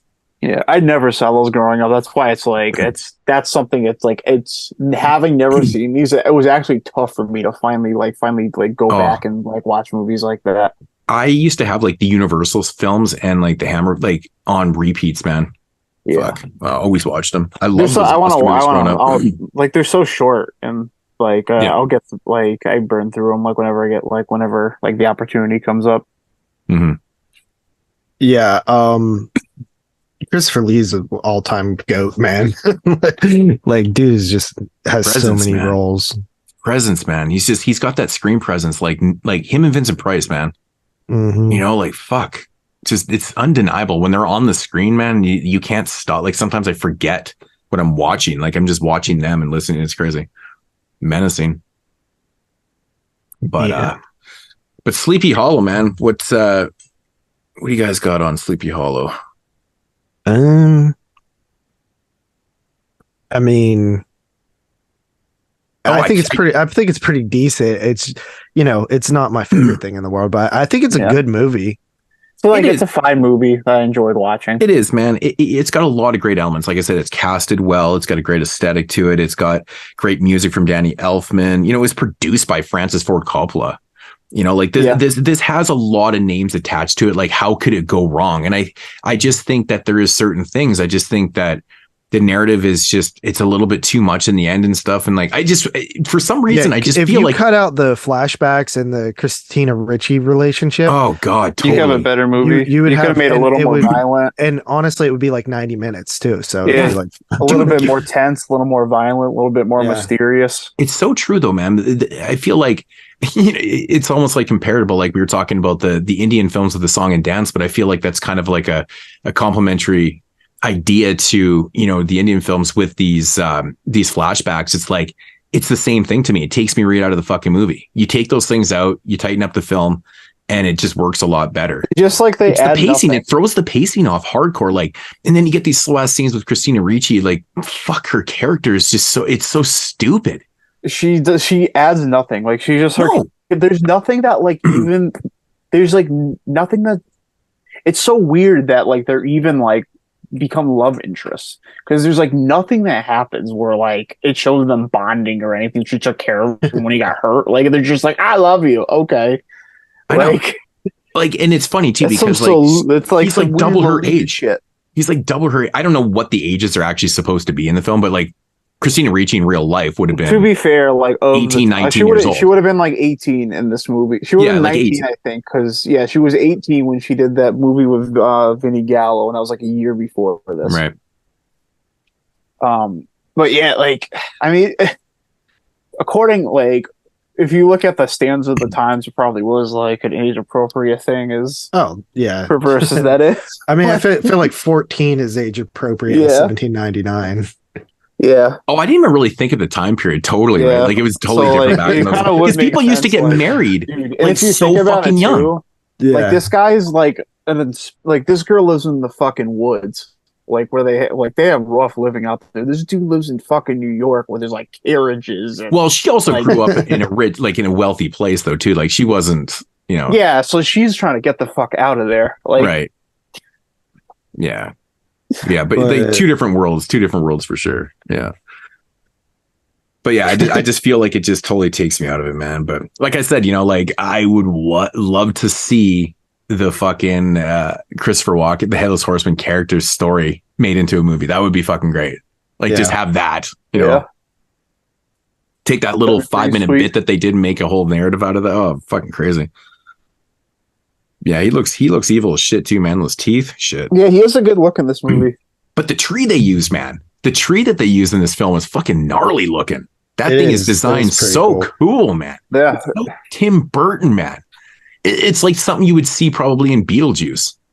It's like, it's crazy. This fits in. It's the gothic. It's like the real gothic version of Beetlejuice. Yeah, exactly. Yeah. But yeah, I don't know, man. So 1999, I mean, this is still very early kind of CG and stuff like that. I feel like some of the shit in this movie is pretty well done. I don't think the CG is horrible in this movie. It's obviously gotten way better. But I feel like it's not the worst, but it's definitely noticeable in parts. And I think there's one scene with the witch or whatever. Like, that was like really bad. It looked really fucking bad. I actually laughed. Oh yeah, I know what you're talking about. Yeah, I actually laughed out loud that yeah, and I was like, oh shit, that looked pretty bad. So, but I mean, some of the other stuff is kind of hidden through the design of the film too, because it's kind of got like that dark gray monotone kind of, or monochrome color to it, and it's almost hidden in there. It almost works well for it. So, which is probably a better thing for the film. It did like a really neat thing with like the tones, where like in a lot of the rooms were like just like this real like washed out gray, except whatever like the focal point of the scene was, and it almost like used that to like highlight like your like the foot like the scene like as like almost like as like a lighting technique. It was really that I thought that was really cool. Like it used like its tones to show you like what it wanted you to focus on. That was neat to me. Right. It just looks like it's uncomfortable. It makes it look like it's, like when you go outside, it's very like moody, super overcasted, and it's just a shitty day, and it just kind of brings down your mood and shit like that. I feel like that's like the whole, I mean, it's the idea of the film too, because it's very dark and stuff, but I think it captures it very well. That's what I kind of feel like. It's just like an overcast, and just it works well for what he's trying to accomplish there. But, you know, I mean, again, you know, I've said what I had to say about the film. Like, there's just certain things there's certain things I like about the film. There's things I don't, but it's not a bad movie though. It's not a bad movie. So what do you give this one? Saucado. I will come in at a 6 on this one. I didn't actually write down a rating for this one.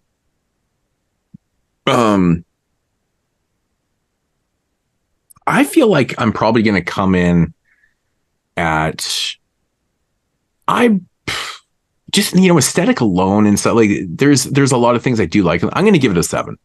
I'm going to give this one a 7. It's kind of like where it is for me. So, JB. And I also am at a 7. Yeah. Okay. Sleepy Hollow from 1999. That's a wrap on that. All right. So that's going to conclude episode 240. I was going to say 141. Fuck. 241. And we might be back with another show before the Italian Horror Month. It just depends on how schedule works out. I'm supposed to be out of town this weekend, but I might not be going because we don't have a schedule. It's just a big fuck show. It's the life you got to live when you have kids that play sports and you're always out of town for tournaments. It sucks. Yeah. Fucking brutal, dude. Like, man, it's so frustrating sometimes. But yeah, if we do record, it'll be our Halloween show. If we don't, then we'll see you in Italian Horror Month.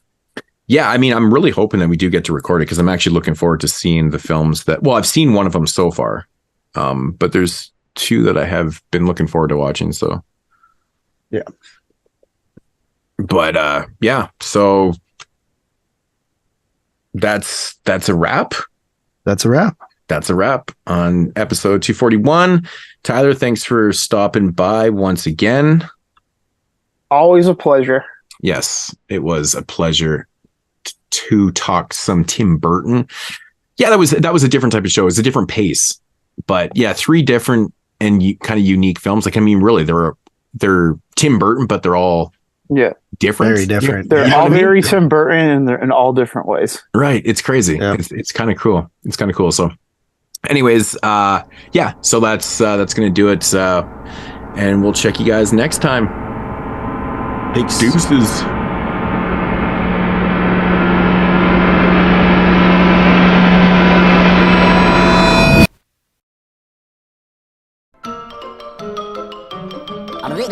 That's all, folks.